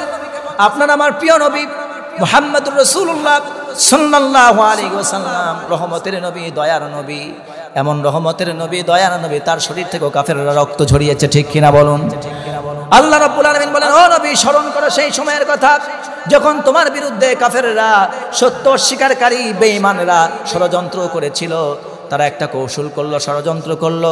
তারা চেয়েছিল তোমাকে হত্যা করতে, চেয়েছিল তোমাকে বন্দী করতে, চেয়েছিল তোমাকে দেশ থেকে বের করে দিতে। তারা ষড়যন্ত্র করলো। আমি রব্বুল আলামিন তাদের ষড়যন্ত্রের উপরে কৌশল প্রয়োগ করলাম, আর আমার কৌশল তাদের উপরে বিজয় হয়ে গেল। তাদের কৌশলটা, তাদের ষড়যন্ত্র পরাজিত হয়ে গেল, কারণ রব্বুল আলামিন সকল ষড়যন্ত্রকারীর উপরে বড় কৌশলকারী। ঠিক কিনা বলেন? আল্লাহ রাব্বুল আলামিন বলেন ইন্নাহুম ইয়াকিদুনা কাইদা ওয়া আকিদু কাইদা ফামাহিলিল কাফিরিনা আমহিলহুম রুয়াইদা। আল্লাহু আকবার। আল্লাহ বলছেন যারা আমার মুমিন বান্দার পেছনে ষড়যন্ত্র করে তাদের দোষ টেনে টেনে বের করবে, আছে না? আলেমদের দোষ টেনে টেনে বের করবে, মুসলমানদের দোষ টেনে টেনে বের করে মুসলমানদেরকে, আলেমদেরকে, শ্রেষ্ঠ সন্তানদেরকে জাতির সামনে নিকৃষ্ট করবে। আল্লাহ বলছেন আমিও তাদের বিরুদ্ধে ষড়যন্ত্র লেগে পড়ি, আমি তাদের বিরুদ্ধে কৌশল করতে শুরু করি। আর আমি যখন কায়দা শুরু করে দেই, তখন সে যদি চার দেওয়ালের মধ্যে পরিবেষ্টন দিয়ে তার ভিতরে বসেও যদি অন্যায় করে, তা আমি জাতির সামনে উন্মুক্ত করে দেই। আজ জাতির সামনে উন্মুক্ত হয়ে যাচ্ছে কারা ধর্ষণকারী, কারা হত্যাকারী, কারা লণ্ঠনকারী, কারা দেশের মধ্যে মুসলমানদের ভিতরে সবচেয়ে বেশি অত্যাচারী যারা বলেন ঠিক কিনা মুসলমান। এই দোষ ওপেন করে দেন কে? এই জন্য মুসলমানদের ভাইয়ে ভাইয়ে শত্রুতা, আলেমে আলেমের শত্রুতা, ভেদাভেদ থেকে, তাদের ষড়যন্ত্র থেকে আল্লাহ তাআলা আমাদেরকে রক্ষা করুন, বলেন আমিন। আওয়াজ দিয়ে বলেন আমিন। আল্লাহ রাব্বুল আলামিন বলেন, ও নবী স্মরণ করুন সেই সময়ের কথা, যেই সময়ে আপনার বিরুদ্ধে সত্য অস্বীকারী, কোরআন অস্বীকারী, আল্লাহকে অস্বীকারী কাফেরেরা যখন ষড়যন্ত্র করলো আপনাকে হত্যা করবে, কিংবা আপনাকে দেশ থেকে বের করে দিবে, কিংবা আপনাকে বন্দি করবে, কয়টা সিদ্ধান্ত নিয়েছে? আওয়াজে বলেন কয়টা? 3টা সিদ্ধান্ত নিল। দারুন নদুয়ার বৈঠক ডাকলো আমাদের দেশে যে কোনো সমস্যা উত্থাপন করার জন্য। যেমন আমরা পার্লামেন্টে বসে, সংসদ সদস্যরা বসে আইন পাশ করে, সিদ্ধান্ত গ্রহণ করে, ঠিক কিনা বলেন? অনুরূপভাবে মক্কার সমস্ত কাফের মুশরিকেরা যারা বড় বড় লিডার ছিলেন, আবু জেহেল, আবু লাহাব, উতবা, শাইবা, ওয়ালিদ ইবনে মুগীরা, আবু সুফিয়ান, এভাবে উমাইয়া বিন খালফ, এভাবে যত বড় বড় লিডার ছিল তারা সবাই দারুন নদুয়ার বৈঠকে বসলো। তারা সিদ্ধান্ত পেশ করলো। তারা বলল মুহাম্মদের ব্যাপারে কিভাবে আমরা পদক্ষেপ নিতে পারি। সেই সিদ্ধান্ত, 3টা সিদ্ধান্ত তাদের পক্ষ থেকে আসলো। 1 নম্বর, মুহাম্মদকে আমরা দেশ থেকে বের করে দেব। সিদ্ধান্ত আসলো মুহাম্মদকে দেশ থেকে বের করে দেব। তখন অন্যান্য সদস্যরা বলল মুহাম্মদকে যদি দেশ থেকে বের করে দাও, মুহাম্মদ যেইভাবে কালেমার দাওয়াত প্রচার করে, তার কালেমার দাওয়াত পেয়ে অন্যান্য দেশের লোক তার দিন গ্রহণ করে দল ভারী করে ফেলবে, পরবর্তীতে আমাদের দেশের উপরে হামলা চালাবে। তখন আমরা তার কাছে পরাজিত হয়ে যাব, আমরা আমাদের দেশকে রক্ষা করতে পারবো না, মক্কা কাবাকে রক্ষা করতে পারবো না। অতএব মুহাম্মদকে দেশ থেকে বহিষ্কার করা যাবে না, তোমার প্রস্তাব বাতিল। প্রস্তাব নম্বর কয় নম্বর প্রস্তাব হলো এটা? প্রস্তাব নাম্বার, মনে রাখবেন, প্রস্তাব নাম্বার 1। 2 নম্বর প্রস্তাব, কষ্ট হচ্ছে আপনাদের? ছেড়ে দেব? 2 নম্বর প্রস্তাব বলল যে তাহলে মুহাম্মদকে আমরা জেলখানায় বন্দী করি। লিয়াস বেতুক কি করে ফেলি? জেলখানায় বন্দী করে ফেলি। জেলখানায় বন্দী করবো কিভাবে? মুহাম্মদ তো যেহেতু সকলের কাছে সম্মানিত, মুহাম্মদ সবার কাছে কি? আমার নবীকে মক্কায় আল আমিন, আস-সাদিক উপাধি দেওয়া হয়েছে, ঠিক কিনা বলেন? সবচেয়ে বড় সমাজ সংস্কারক এবং সমাজ সেবক হিসাবে মক্কার সমস্ত কাফের মুশরিকরা আমাদের নবীকে নবুয়ত পাওয়ার আগেই নেতা হিসাবে মেনে নিয়েছিল। আওয়াজ দিয়ে বলেন ঠিক কিনা? এমনকি তারা তাদের একে অপরের সম্পদ, একজনের সম্পদ আরেকজনের কাছে রাখতে, আমানত রাখতে তারা আস্থা পেত না, কিন্তু আমার নবীকে তারা সবাই সম্পদ এনে আমার নবীর কাছে গচ্ছিত রাখত। তিনি ছিলেন সবচেয়ে বড় আমানতের আমিন ছিলেন। চিৎকার দিয়ে বলেন মারহাবা। এবার পেশ করা হচ্ছে সেই নবীর বিরুদ্ধে নবুয়তের দাওয়াত দেওয়ার কারণে, কোরআনের দাওয়াত দেওয়ার কারণে, কালেমার দাওয়াত দেওয়ার কারণে বলা হচ্ছে মুহাম্মদকে আমাদেরকে বন্দী করতে হবে। কি করতে হবে? যেহেতু মুহাম্মদ সবার কাছে সম্মানিত, আল আমিন, আস-সাদিক, তিনি আমিন, সেই জন্য মুহাম্মদকে বন্দী করলে শুধু হবে না, তাকে কলঙ্কিত করবার জন্য, তাকে মানুষের সামনে হেয় করার জন্য, তুচ্ছ তাচ্ছিল্য করবার জন্য কি করতে হবে? মুফাসসিরিনে কেরাম বলছেন, আমার একটি কথাও বানিয়ে বলিনি, আল্লাহর কসম করে বলছি, এই কথা একটু বানানো না। মুফাসসির বলতেছেন তখন তারা এইভাবে প্রস্তাব পেশ করলো, মুহাম্মদকে ধরে বন্দী করব আর তার হাতে বেড়ি পড়াই দিব, শিকল পড়াই দিতে হবে, এরপর ঘাড়ে বেড়ি পড়াই দিতে হবে, পায়ের মধ্যে শিকল লাগাই দিতে হবে, এভাবে তাকে যাবজ্জীবন কারাদণ্ডে দণ্ডিত করতে হবে। যাবজ্জীবন কতদিন? মৃত্যু পর্যন্ত কারাগারে কি রাখবে? বন্দী করে রাখবে। এই কথা শোনার পর আবু জেহেল, আরো যারা সৈন্য ছিল, আরো যারা পার্লামেন্টিয়ান ছিলেন, এরা বলতেছে যে দেখো তোমার এই দ্বিতীয় প্রস্তাবও মানা যাবে না। কারণটা কি? দ্বিতীয় প্রস্তাব এই জন্য মানা যাবে না যে মুহাম্মদ যখন আমরা যখন তাকে পাগল বলে প্রচার করেছি, তখন মানুষের মাঝে প্রচার করেছিলাম মুহাম্মদ পাগল, তার কাছে যেও না, সে উল্টাপাল্টা কথা বলে। অথচ যারা শুনলো পাগল, তারা বলতেছে তারা পাগলটাকে একবার দেখে আসি। একটা জাদুকর আসছিল, তার নাম হলো জামিদ। তার নাম কি বললাম? জামেদ নামে একজন জাদুকর এসেছিল, সে বড় জাদুকর ছিল, ঝাড়ফুঁক জানতো, হজ করতে আসছে মক্কায়। আসার পর শুনতেছে যে মুহাম্মদ পাগল। সে বলছে যখন পাগল তাহলে আমি মুহাম্মদের কাছে যাই। মক্কার কেউ যখন তারে ভালো করতে পারে নাই, আমি তো সবচেয়ে বড় জাদুকর, গিয়ে যদি তার আসলেই সমস্যা থাকে তাহলে আমি তাকে ঝাড়ফুঁক দিয়ে একটু সোজা করে দিব, ঠিক করে দিব। সে চলে গেছে রাসূলের কাছে, নবীজির কাছে। সুবহানাল্লাহ, মানে সুবহানাল্লাহ। তার কাছে চলে গেছে, যাওয়ার পর দেখতেছে এমন সুন্দর পরিপাটির চেহারা মানুষ, মাথার চুলগুলো সুন্দর করে আচরানো, চেহারা দিয়ে যেন নূর ঠিকরে পড়তেছে। সুবহানাল্লাহ, চেহারাতে নূর ঠিকরে পড়তেছে। এমন একজন মানুষ, তার চোখের দিকে তাকালেই মায়ায় পড়ে যায় মানুষ, আকৃষ্ট হয়ে যায় তার দিকে। তার পোশাক পরিচ্ছদ কোনো এলোমেলো নেই, চুলের মধ্যে কোনো এলোমেলো নেই, কথার মধ্যে কোনো এলোমেলো ভাব নেই। সে তো সুন্দর পরিপাটি সাজানো গোছানো একজন মানুষ, এটা কেমনে পাগল হতে পারে? তিনি সর্বপ্রথম তার কাছে গিয়ে কথা বললেন, মুহাম্মদ, আসলে তুমি কি পাগল? আসলে বলে তো তোমার কি হয়? তোমাকে জিনে ধরেছে নাকি আসলে তুমি কোনো সমস্যায় পড়েছো? তোমার সমস্যাটাকে আমাকে একটু খুলে বলো। সুবহানাল্লাহ। ওর চিন্তা যে কবরাজি করবে, ওর চিন্তা কি করবে? কবরাজি করবে। তো কবরাজের কাজ কি? রোগীর কাছে গেলে যেভাবে প্রশ্ন করে ঠিক সেইভাবে মুহাম্মদকে প্রশ্ন করতেছে। বলতেছে তোমার সমস্যাটা কি আমারে খুলে বলো, আমি কিন্তু বড় জাদুকর, আমি তোমার কাছে আসছি কবরাজি করে ঝাড়ফুঁক দিয়ে তোমারে সুস্থ করে দিব, তুমি একটু বলো। লাত মানাত উজ্জার নামে কসম করে বলতেছে আমি তোমারে সুস্থ করে দিব। মুহাম্মদ সাল্লাল্লাহু আলাইহি ওয়াসাল্লাম তখন তার সামনে কোরআনে কারীমের আয়াত পেশ করলেন। সুবহানাল্লাহ বলেন। আল্লাহর কোরআন তেলাওয়াত করলেন এবং কালেমার দাওয়াত পেশ করলেন। তিনি বললেন, শোনো, আমি নবী মুহাম্মদ, আমি আব্দুল্লাহর পুত্র, আমার দাদা আব্দুল মুত্তালিব, আমি এই পৃথিবীতে নবী হয়ে এসেছি, আমি আল্লাহর রাসূল। আমি সাক্ষ্য দিচ্ছি, আশহাদু আল্লা ইলাহা ইল্লাল্লাহু ওয়া আশহাদু আন্না মুহাম্মাদান আবদুহু ওয়া রাসূলুহু। জামাতের সামনে রাসূল নিজেই ভাবে সাক্ষ্য দিয়েছেন, বলছেন আমি সাক্ষ্য দিচ্ছি আল্লাহ এক, অদ্বিতীয়, তার কোনো শরীক নেই। আমি সাক্ষ্য দিচ্ছি মুহাম্মদ আল্লাহর বান্দা এবং তার পক্ষ থেকে প্রেরিত রাসূল। তার সাজানো গোছানো কথা শুনে ওই কবিরাজের মনের আকর্ষণ বেড়ে গেছে। বলছে এত সুন্দর করে, এত সুন্দর বাক্য, আল্লাহ ছাড়া কোনো ইলাহা নাই, লাত মানাত উজ্জা সে মানে না, এত সুন্দর করে সাজিয়ে গুছিয়ে কিভাবে কথা বলে? এবার সে বলতেছে মুহাম্মদ তুমি আরেকটু বলো, আরেকটু বলো। সুবহানাল্লাহ বলবেন না, কি বলতেছে? কোরআন, মুসলমান আমরা কোরআন বুঝি না, সে বলছে আরেকটু বলো, আরেকটু। নবীজি তখন আরেকটু কোরআন শোনালেন। শোনার পরে জামেদ বলছে আমি আল্লাহর কসম করে বলতেছি, লাত মানাত উজ্জার কসম করে বলছি, আমি পৃথিবীতে এত সুন্দর বাক্য আমার জীবনে কোনো সাহিত্যিকের মুখ থেকে শুনিনি, কবির মুখ থেকে শুনিনি। সাজানো গোছানো এত সুন্দর নির্ভেজাল কথা, আর প্রত্যেকটি কথার মধ্যে এত সাহিত্যিক ছান্দনি, এত কবিরতা, এমন কথা কোনো পাগলের মুখ থেকে বের হতে পারে না, যে নিজের পরিচয় দিতে পারে, আল্লাহর পরিচয় বলতে পারে এবং ভবিষ্যতের কথা আল্লাহ কোরআনের মাধ্যমে কি কি হবে সব বলে দিচ্ছেন। এই ব্যক্তি কোনোদিন পাগল হতে পারে না। অতএব তিনি বেশক আল্লাহর নবী, তিনি আল্লাহর প্রেরিত রাসূল মুহাম্মাদুর রাসূলুল্লাহ সাল্লাল্লাহু আলাইহি ওয়াসাল্লাম। ঝাড়তে আসছিলেন মুহাম্মদকে পাগলামি সারাতে। কি করতে আসছিলেন? পাগলামি সারাইতে আসছিলেন। কিন্তু মুহাম্মদের মুখ থেকে যখন এই কথা শুনলেন তখন তার নিজের পাগলামি ছুটে গিয়ে তখন বলতেছে, ইয়া রাসূলুল্লাহ, আমার পাগলামি ছুটে গেছে, আমি বুঝতে পেরেছি আপনি সাধারণ কোনো মানুষ নয়। আমার জীবনে বহু দেশ ভ্রমণ করেছি, বহু কবি সাহিত্যিককে ঝাড়ফুঁক দিয়েছি, তাদের মুখ থেকে এমন বাক্য কোনোদিন আমি শুনি নাই। তোমার মুখ থেকে যে কথা আমি শুনতেছি, আমি আর অমুসলিম থাকতে চাই না। ওই মধুর বাণী আমি চর্চা করতে চাই, ওই মধুর বাণীর দাওয়াত আমি আমার নিজের এলাকায় দিতে চাই।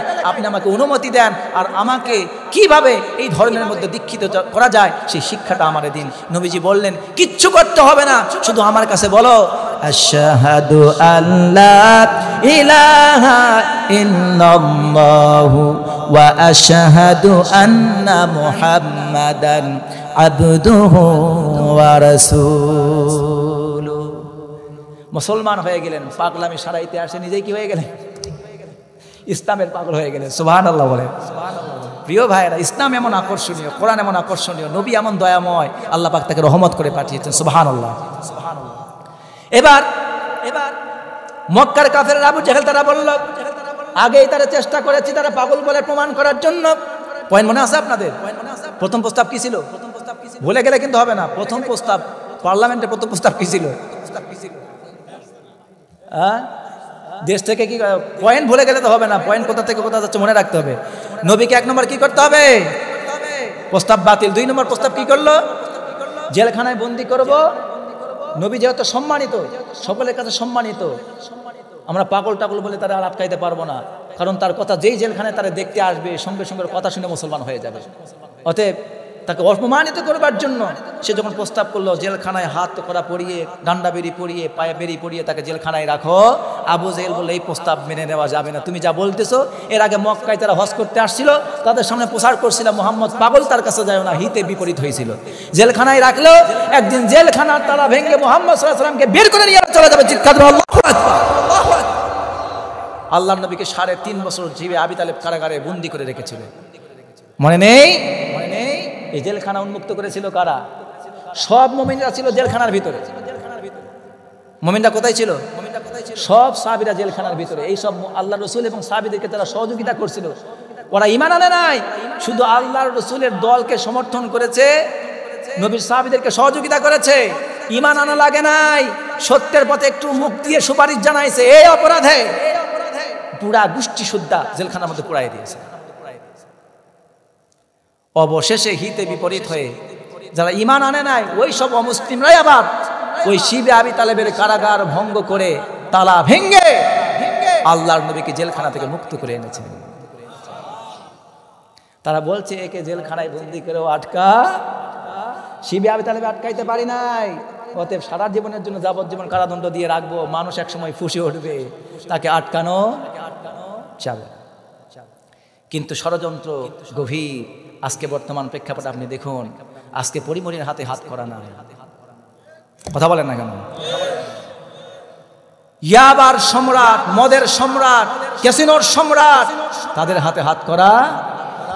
হসপিটালে অসুস্থর কথা বলে হসপিটালে যায়, মন্ত্রী মিনিস্টার মতো স্বাধীন নিরাপদ জীবন যাপন করে, ঠিক কিনা বলো?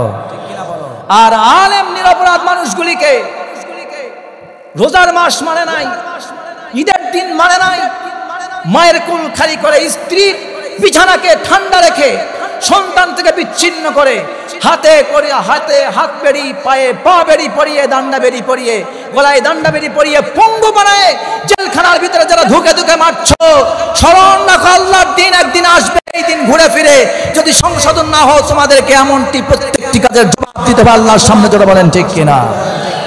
দুনিয়ার আদালতে পার পালো, দুনিয়ার আদালত থেকে বাঁচতে পারলো, আল্লাহ তাআলার আখিরাতের আদালত থেকে বাঁচাবার কোনো উপায় থাকবে না, যারা বলেন ঠিক কিনা? আবু জেহেলের ষড়যন্ত্র বসে নেই, তোমরা তাদের ষড়যন্ত্রের শিকার হয়ে গেছো, তওবা করো, ঠিক কিনা? তওবা করো, আলেমদের গায়ে হাত দেওয়া বন্ধ করো, আল্লাহর ওলিদের গায়ে হাত তোলা বন্ধ করো, কোরআনের সৈনিকদের গায়ে হাত তোলা বন্ধ করো। ইসলামী আন্দোলন যারা করে, ছাত্র সমাজ, এদেরকে কোথাও ইসলামের কথা বললে নাশকতার মামলা দিয়ে ধরে নিয়ে যায়, ঠিক কিনা? কোথাও কোরআন হাদিসের দার্স করলে তাদেরকে ধরার পরে বলে কয়েকটা বইতে বলে জিহাদি বই পাওয়া গেছে, জঙ্গি, ঠিক কিনা? এভাবে মিথ্যা গায়েবী মামলা দিয়ে যাদেরকে নাশকতার মামলা দিয়ে গ্রেফতার করে, ঘর ছাড়া বাড়ি ছাড়া চাকরিচ্যুত করে, ব্যবসা বাণিজ্য থেকে তাকে চ্যুত করে, যাদেরকে মা হারা, স্ত্রী হারা, সন্তান হারা করেছেন, আপনাদেরকে প্রত্যেকটি কাজের জন্য আল্লাহর কাছে কড়াই গন্ডায় জবাব দিতে হবে, যারা বলেন ঠিক কিনা? মুসলমান এই সব বান্দারা যারা, এই ছাত্ররা যারা ইসলামী আন্দোলন করছে, যেই সব আল্লাহর ওলিরা ইসলামী আন্দোলন করতেছে, আল্লাহর দ্বীনের জন্য অগ্রণী ভূমিকা পালন করতেছে, এরা ঘর বাড়ি জায়গা তুমি ছেড়েছেন, এরা পরীক্ষায় পাশ করছেন, আল্লাহ বলছেন জান্নাত এদের জন্য। তাহলে 2 নম্বর প্রস্তাব কি হয়ে গেল? বাতিল। 2 নম্বর প্রস্তাব কি? 2 নম্বর প্রস্তাবও। এবার 3 নম্বর প্রস্তাব। এই 3 নম্বর প্রস্তাবটা পেশ করেছিল তিনি হলেন সকলের মধ্যে সবচেয়ে বেশি নিষ্ঠুর, পাষাণ হৃদয়ের এবং সবচেয়ে বেশি কুচক্রী, ষড়যন্ত্রকারী আবুল হাকাম থেকে যার নাম হয়েছিল আবু জাহেল। এই আবু জাহেল প্রস্তাব পেশ করলো, শেষ প্রস্তাব। কি প্রস্তাব? 3 নম্বর প্রস্তাব পেশ করলো। সে বলল মুহাম্মদকে শুধুমাত্র তোমরা যে প্রস্তাবগুলো দিয়েছি এগুলি করলে হবে না, মুহাম্মদের ব্যাপারে এমন সিদ্ধান্ত নিতে হবে যে মুহাম্মদের এই দাওয়াত প্রচার করাই যেন আর কেউ না থাকে। কারণ গোড়া তো হলো মুহাম্মদ, গোড়াকে, এই দিন প্রচারের গোড়াকে, অতএব মুহাম্মদকে দুনিয়ায় বাঁচতে দেওয়া যাবে না। মুহাম্মদ যেন দুনিয়ায় বাঁচতে না পারে, সেই জন্য মুহাম্মদকে দুনিয়া থেকে বিদায় করে দেওয়ার জন্য এবার সে প্রস্তাব পেশ করলো যে আমরা এই দেশে যারা বসবাস করি, অর্থাৎ মক্কায় যারা বসবাস করি, প্রত্যেকটি রাজনৈতিক দল থেকে একটা ঐক্য জোট, মহাজোট গঠন করলো। কি করলো? বলেন না কি জোট? মহাজোট গঠন করে সে বলল প্রত্যেক গোত্র থেকে এক একজন সৈন্য নেওয়া হবে, প্রত্যেক গোত্রের প্রত্যেকটি রাজনৈতিক দলের প্রধান লিডার তার সমর্থনে থাকবে, সহযোগিতায় থাকবে। এবার প্রত্যেক রাজনৈতিক দল থেকে সৈন্য নেওয়া হলো। এরপর প্রত্যেক রাজনৈতিক লিডারগুলি এক জায়গায় হয়ে পরামর্শ করলো, প্রত্যেকটি গোত্র থেকে সৈন্য নিয়ে, সন্ত্রাস নিয়ে এবার মুহাম্মদকে হত্যা করার জন্য ষড়যন্ত্র করলো। বলল আজকে রাতে মুহাম্মদকে দুনিয়া থেকে বিদায় করে দেন। অপরাধ কি? অপরাধ কি? ইসলাম যেন প্রতিষ্ঠিত বন্ধ করে দিতে হবে। কথা বুঝতেছেন? আল্লাহ রাব্বুল আলামিনের প্রিয় হাবিব সাল্লাল্লাহু আলাইহি ওয়াসাল্লাম ঘরের ভিতরে শুয়ে আছেন। আল্লাহ রাব্বুল আলামিন নবীকে ওহী করে জানায় দিলেন, ও নবী, আজকের রাত আপনার জীবনের এই ঘরের মধ্যে শুয়ে থাকার শেষ রাত হিসাবে কাফেররা পরিকল্পনা করেছে আপনাকে কিছুক্ষণের মধ্যে দুনিয়া থেকে বিদায় করে দিবে। ও নবী, আপনি ঘুমাবেন না। আপনাকে আমি ওহী করছি, কাফেররা যখন আসবে আপনি এক মুষ্টি মাটি হাতে নেবেন, ধুলা হাতে নেবেন, আর তার মধ্যে কোরআনের কারিমের তেলাওয়াত করে একটা ফু দিয়ে দিবেন। সুবহানাল্লাহ। وَجَعَلْنَا مِنْ بَيْنِ أَيْدِيهِمْ سَدًّا وَمِنْ خَلْفِهِمْ سَدًّا فَأَغْشَيْنَاهُمْ। আল্লাহ রাব্বুল আলামিন বলেন, ও নবী, আপনি সূরা ইয়াসিন আয়াতটা তেলাওয়াত করবেন আর এই মাটির মধ্যে ফু দিয়ে দিবেন। নবীজি কোরআনে কারিমের আয়াত তেলাওয়াত করলেন আর মাটির মধ্যে ফু দিয়ে দিলেন। নবীজি বললেন, আমি কি করব? আল্লাহ বললেন, মাটিটা আপনি আস্ত করে উপরে ছড়ায় দিবেন। আল্লাহ নবী মাটির মধ্যে, ধুলার মধ্যে ফু দিয়ে আকাশের দিকে ছিটায় দিলেন। সঙ্গে সঙ্গে রব্বুল আলামিন যেই সব কাফেররা নবীর চতুর্দিক থেকে ঘেরাও করে ধরেছিল, আল্লাহ রব্বুল আলামিন ধুলির কোনাগুলি কাফেরদের চোখের মধ্যে বসায়া দিলেন। তরবারে যারা বের করে উঁচু করে ধরেছিল, এক হাতে তাদের চোখ ঘষতে লাগলো, তরবারি সহ তাদের চোখ ঘষতে লাগলো। আর সঙ্গে সঙ্গে দয়ার নবী তিনি বিছানা থেকে উঠে আলীকে তার বিছানায় শোয়ায় দিয়ে ঘর থেকে বেরিয়ে হিজরত করে মক্কা থেকে মদিনায় চলে গেলে। বোঝানোর উদ্দেশ্য ছিল এই যে পরীক্ষা শুধুমাত্র আপনার আমার উপরে না, স্বয়ং নবীজিরকে দুনিয়া থেকে বিদায় করে দেওয়ার জন্য 3টা পরিকল্পনা নিয়েছে। কয়টা? নবীজির উপরে পরীক্ষা এসেছে শুধু কালেমার দাওয়াত দেওয়ার কারণে, তাওহীদের দাওয়াত দেওয়ার কারণে, ঠিক কিনা বলেন? পরীক্ষা এসেছে, তাকে হত্যা করতে চেয়েছে, বন্দী করতে চেয়েছে, দেশ থেকে বের করে দিতে চেয়েছে। পরীক্ষা শুধু আপনার আমার উপরে না। আল্লাহ রাব্বুল আলামিন আয়াতটা নাজিল করে তাই নবীদেরকে বলতেছেন, সাহাবায়ে কেরামদেরকে সান্ত্বনা দেওয়ার জন্য রাব্বুল আলামিন কোরআনে কারিমের আয়াতে কোট করে বলতেছেন এইভাবে, আম হাসিবতুম আন তাদখুলুল জান্নাতা ওয়ালাম্মা ইয়াতিকুম মাসালুল লাযিনা খালাউ মিন ক্বাবলিকুম মাসাতুহুমুল বাসাউ ওয়াদ-দাররাউ ওয়াযুলজিলু হাত্তা ইয়াকুলার রাসূল ওয়াল্লাযীনা আমানু মা'আহু মাতা নাসরুল্লাহ আলা ইন্না নাসরাল্লাহি করিব। রব্বুল আলামিন তাই বলছেন, ও আমার বান্দারা শোনো, তোমরা কি মনে করেছো এমনিতে আমার জান্নাতে প্রবেশ করবে, অথচ তোমাদের উপরে এখনো সেই কঠিন পরীক্ষা আসে নাই যেই কঠিন পরীক্ষা আদমের উপরে এসেছে, নূহের উপরে এসেছে, ইব্রাহিমের উপরে এসেছে, মূসার উপরে এসেছে, ঈসার উপরে এসেছে, এবং তারা যারা ঈমান এনেছিল তাদের উপরে এসেছে। তাদের উপরে কি পরীক্ষা এসেছিল শুনুন। আল্লাহ পাক বলছেন, মাসসাতুহুমুল বাসাউ ওয়াদ-দাররাউ। আল্লাহ রাব্বুল আলামিনের আয়াতের ব্যাখ্যায়, শব্দের ব্যাখ্যায় মুফাসসিরিনে কেরাম 3টা কথা বলেছেন। বাসাউ, এই বাসা শব্দের ব্যাখ্যায় বলেছেন এই বাসা হলো এমন কঠিন পরীক্ষা, এখানে 2টা অর্থ রয়েছে। একটা হলো বাসা মানে হলো, একটা হলো আল্লাহ রাব্বুল আলামিনের এই আয়াতের শব্দের ব্যাখ্যায় বলেছেন 1 নম্বর হলো জালেমদের অত্যাচার। কিসের অত্যাচার? জালেমদের অত্যাচার। জালেমদের অত্যাচারে তারা অত্যাচারিত হবে। 2 নম্বর তারা রোগে শোকে বিপদে মুসিবতে পড়বে। 3 নম্বর অভাব অনটনে পড়বে। কি পড়বে? অভাব অনটনে পড়বে। অভাব অনটনে পড়বে। এই 3টির ব্যাখ্যা আপনি এবার মিলিয়ে দেখুন তো। জালেমদের অত্যাচার, 2 নম্বর রোগে শোকে, আসমানি বালা জমিনি বালা কিংবা অভাব অনটন তাদেরকে গ্রেপ্তার করে ফেলবে। জালেমের অত্যাচার, অভাব অনটন, বিপদ আপদে তারা এমনটাই প্রকম্পিত হয়ে যাবে। এই প্রকম্প হওয়ার কারণে পূর্ববর্তী উম্মতেরা এবং নবী রাসূলগণ আল্লাহর কাছে বলেছিল, আল্লাহ তোমার সাহায্য কখন আসবে? আল্লাহ তখন যখন শেষ পর্যায়ে আর কোনো বাঁচার উপায় নেই, বাঁচার উপায় নেই মানে একটু এবার বাঁচার উপায় নেই কেমন একটু খেয়াল করুন। মুসা আলাইহিস সালাম যখন সমুদ্রের কিনারে গেলেন ফেরাউনের তাড়া খেয়ে, মনে আছে? ফেরাউনের তাড়া খেয়ে, আমি ইতিহাস বলছি না, ফেরাউনের তাড়া খেয়ে মুসা আলাইহিস সালাম যখন সমুদ্রের কিনারে দাঁড়ালেন, ডানে ফেরাউন, বামে ফেরাউন, পিছনে ফেরাউন, সামনে কি? কথা বলেন, সামনে কি? নদী। তখন মুসা আলাইহিস সালামের সাথী সঙ্গী যারা উম্মত ছিল তারা বলেছিল, ইন্না লা মুদরাকুন, আমরা তো ধরা পড়ে গেছি, বাঁচার উপায় না।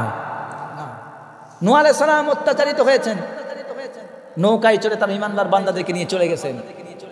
আল্লাহ রাব্বুল আলামিন সহ্য করতে না পারে পাবন্দে ধ্বংস করে দিয়েছেন, ঠিক কি না? ঠিক কি না? ঈসা আলাইহিস সালাম অত্যাচারিত হয়েছেন, এমন কি শেষ পর্যায়ে জালেমদের অত্যাচার থেকে রক্ষা করবার জন্য আল্লাহ রাব্বুল আলামিন ঈসা আলাইহিস সালামকে আসমানে উঠায় নিয়েছেন। কথা বলেন না কেন? কথা বলেন না কেন? শেষ পর্যায়ে যখন সকল সহযোগিতার দরজা বন্ধ হয়ে যায়, আল্লাহর নবীকে ঘরের চতুর্দিক থেকে কি করতে আসছে?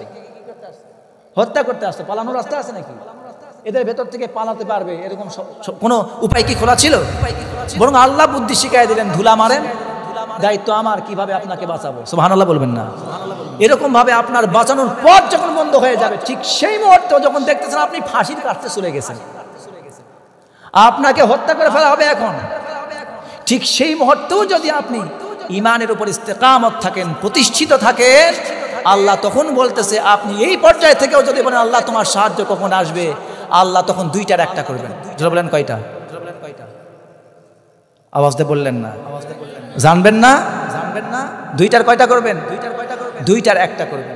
আল্লাহ যদি চান আপনাকে সেই মুহূর্তে শহীদ করে, শাহাদাতের দরজা দিয়ে, শাহাদাতের মর্যাদা দিয়ে, জান্নাতের উচ্চ মাকাম জান্নাতুল ফেরদাউসের নিয়ামত আপনাকে খাওয়াবেন, তাহলে আল্লাহ তাআলা আপনাকে সম্মান বাড়ানোর জন্য শাহাদাত দিয়ে আপনাকে শহীদ হিসাবে কবুল করে নেবেন।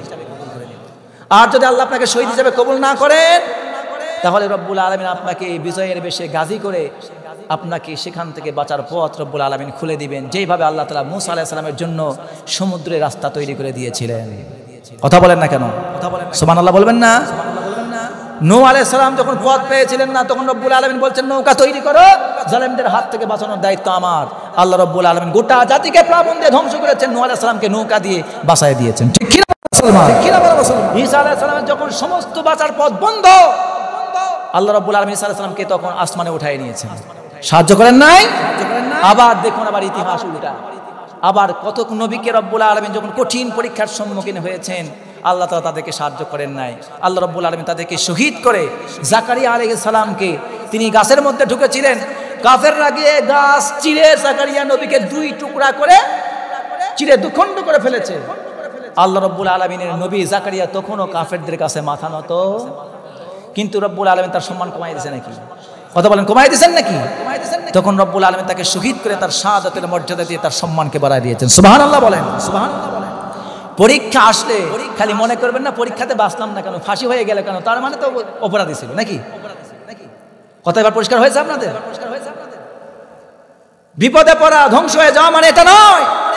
আপনি ঈমানের উপর ইস্তেকামত আছেন, তবু আপনি ধ্বংস হয়ে যাচ্ছেন, তার মানে এই নয় যে আপনি বোধহয় অপরাধ করেছেন। না, আল্লাহ যদি চান আপনাকে শাহাদাতের মর্যাদা দিবেন, তাহলে আল্লাহ তাআলা আপনাকে তুলে নেবেন। আর যদি চান তিনি আপনাকে সাহায্য করে দুনিয়ায় আপনার দ্বারা আরো ইসলামের খিদমত করাই নেবেন, তাহলে আল্লাহ পাক আপনাকে গাজী করে দুনিয়ায় রেখে দিবেন। সুবহানাল্লাহ। আমার প্রিয় ভাইয়েরা, এবার ছোট্ট করে একটা কথা বলে আলোচনার স্মৃতি টানতে চাই, এবার মনোযোগ হয়ে যান। আল্লাহ রাব্বুল আলামিন বললেন, অবশ্যই তোমাদেরকে পরীক্ষা করব, পরীক্ষা ছাড়া কেউ আল্লাহর জান্নাতে যেতে পারবে না। এবার বুঝেছেন তো ঘটনা? বুঝেন নাই? এতগুলোর মাধ্যমে ছোট্ট একটা নসিহত করে আমি আপনাদের মাঝে বিদায় নিতে চাই, আর কষ্ট আপনাদেরকে দেব না। আমার প্রিয় ভাইয়েরা, সাহাবায়ে কেরাম, কালকে আপনাদেরকে সংক্ষিপ্ত ইতিহাস আমি বলেছি, এবার সার নির্যাসটা টানতে চাই। বলুন তো, সাহাবায়ে কেরাম ইমানের জন্য কি ঘর বাড়ি নিয়েছেন, নাকি ইমান নিয়ে ঘর বাড়ি ছেড়ে দিয়েছেন? ইমান বাঁচিয়েছেন, ঘর বাড়ি ছেড়ে দিয়েছেন, জায়গা জমি ছেড়ে দিয়েছেন। ইমান বাঁচিয়ে নিজের জায়গা জমি, চাকরি বাকরি, ব্যবসা বাণিজ্য, বাবা মা সন্তান ছেলে মেয়ে সব ছেড়ে দিয়ে ইমান বাঁচানোর জন্য হিজরত করে জন্মভূমি ছেড়ে মক্কা থেকে মদিনায় চলে গিয়েছেন, আবুসিনিয়ায় চলে গিয়েছেন, ঠিক কিনা? আমার প্রিয় ভাইরা, এই জন্য আপনার আমার উপরে ইমানের পরীক্ষা যখন আসবে, কালেমার জন্য দিন কায়েমের কাজ করতে গিয়ে আপনার আমার উপরে যখন সাহাবীদের মতো করে, নবীদের মতো করে পরীক্ষা আসবে, বলুন তো আপনারা কি করবেন? ঘর বাড়ি, জায়গা জমি, ব্যবসা বাণিজ্য, চাকরি রক্ষা করবেন না ইমান বাঁচাবেন? কথা বলেন, কি বাঁচাবেন? ইমান বাঁচাতে হবে। কারণটা কি? কারণ আপনার তো টার্গেট হলো জান্নাত। টার্গেট কি? জান্নাতে আমাকে যেতে হবে। জান্নাত নিতে হলে আমার দুনিয়া সব বিক্রি করে দিতে হবে, কারণ এর বিনিময়ে রব্বুল আলামিন আমাকে জান্নাত দিবেন। ঠিক কিনা বলুন? আল্লাহ রব্বুল আলামিন আপনার আমার কাছ থেকে জান মালকে কিনে নিয়েছেন, আর বিনিময়ে দিয়েছেন কি? জান্নাত দিয়েছেন। এই জন্য একজন সাহাবী, কালকে বলতে বলতে রেখে দিয়েছিলাম, নাম ছিল আব্দুল উজ্জা। নাম কি ছিল? আব্দুল উজ্জা নাম ছিল। তিনি ছোট্টবেলায় তার বাবা হারিয়েছেন। তার মা, সেই জাহিলি জামানায় মাকে কেউ সম্মান করতো না, মাকে বাড়ি থেকে বের করে দিত। জাহিলি সমাজ। আব্দুল উজ্জা যুবক মানুষ, তরুণ মানুষ। আমার তরুণ ভাইয়েরা, যুবক ভাইয়েরা, যারা আপনারা এসেছেন, জান্নাতের যাওয়ার যাদের তামান্না আছে, শহীদ হওয়ার তামান্না যাদের আছে, জিহাদ করার তামান্না যাদের আছে, এখান থেকে ছোট্ট একটা শিক্ষা নিয়ে যান। আব্দুল উজ্জা নাম, বাবা ছোট্টবেলায় মারা গেলেন। বাবার হারানোর কারণে চাচার কোলে লালিত পালিত হলেন। মা চলে গেলেন তার নিজের বাড়িতে, মা তার কাছে থাকলেন না, চাচা তারে লালন পালন করেন। চাচার উট, ভেড়া, ছাগল, দুম্বা যা ছিল এগুলি তিনি চড়াতেন। চাচা তাকে লালন পালন করতেন, চাচা তারে ভরণ পোষণ করতেন। আর চাচা ব্যবসা বাণিজ্য তার কাছে ছেড়ে দিয়েছিল, ভাতিজা আমার এই ব্যবসা বাণিজ্য করবে আর জীবন জীবিকা নির্বাহ করবে, তোমাকে আর কোনোদিন কষ্ট পেতে হবে না, বাবার জন্য কষ্ট করো না, মায়ের জন্য আফসোস করো না, যা জমি লাগে, জায়গা লাগে, সব আমি তোমারে দিচ্ছি, তুমি এগুলি করো আর খাও। ইতিমধ্যে মক্কা থেকে নবীজি হিজরত করে চলে গেলেন মদিনায়। দীর্ঘ 8 বছর পর আল্লাহর নবী মক্কায় ফিরে আসলেন বিজয়ের বেশে। সুবহানাল্লাহ বলবেন? সান্নিধ্যাস বলতেছি। আল্লাহর নবী মক্কা থেকে হিজরত করে মদিনায় যাওয়ার পর 8 বছরের মাথায় মক্কা থেকে আবার বিজয়ের বেশে মক্কায় চলে আসলেন। মক্কা বিজয় করে ফেললেন, কাবাকে মূর্তিমুক্ত করলেন, আর সেখান থেকে আবার তিনি হিজরত করে চলে গেলেন মদিনায়। কাবা এখন ইসলামের খেলাফত, ইসলামের পতাকা এখন মক্কাতে উঠতেছে। সুবহানাল্লাহ। ইসলামের ইনসাফ, ন্যায়, সুবিচার, আদল, এগুলো এখন মক্কার আকাশে বাতাসে উঠতেছে। মানুষ তার ছায়া, ইসলামের ছায়ায় আশ্রয় নিয়ে, সুবিচার পেয়ে, ইসলামের ভ্রাতৃত্ববোধ থেকে, সাহাবায়ে কেরামদের ভালোবাসা থেকে পাগল হয়ে যাচ্ছে। তারা এক একজন আফসোস করতেছে, আহারে এদেরকে তো আমরা মক্কায় থাকতে দেই নাই, এদেরকে অত্যাচার করেছি, শহীদ করে দিয়েছি, মক্কা থেকে বের করে দিয়েছি, ঘর বাড়ি জায়গা জমি ছিনায় নিয়েছিলাম, আজকে এরা আমাদের সাথে কত ভ্রাতৃত্ববোধ ব্যবহার করতেছে। মক্কা বিজয় করলো, আমাদের গায়ে একটা ফুলের টোকাও দিল না, সাধারণ ক্ষমা করে দিল। এদের চাইতে বড় মানুষ তার কেউ হতে পারে না। সুবহানাল্লাহ। আমরা এত অপরাধী ছিলাম, অথচ তাদেরকে হত্যা করেছি, কারো সন্তানকে, কারো স্ত্রীকে হত্যা করেছি, কারো স্বামীকে হত্যা করেছি, আমরা এভাবে কারো বাবাকে হত্যা করে দিয়েছি, কারো সন্তানকে হত্যা করেছি, এমনকি মুহাম্মদকে মক্কায় থাকতে দেই নাই, তারও হত্যা করে দুনিয়া থেকে বিদায় করে দিতে চেয়েছি।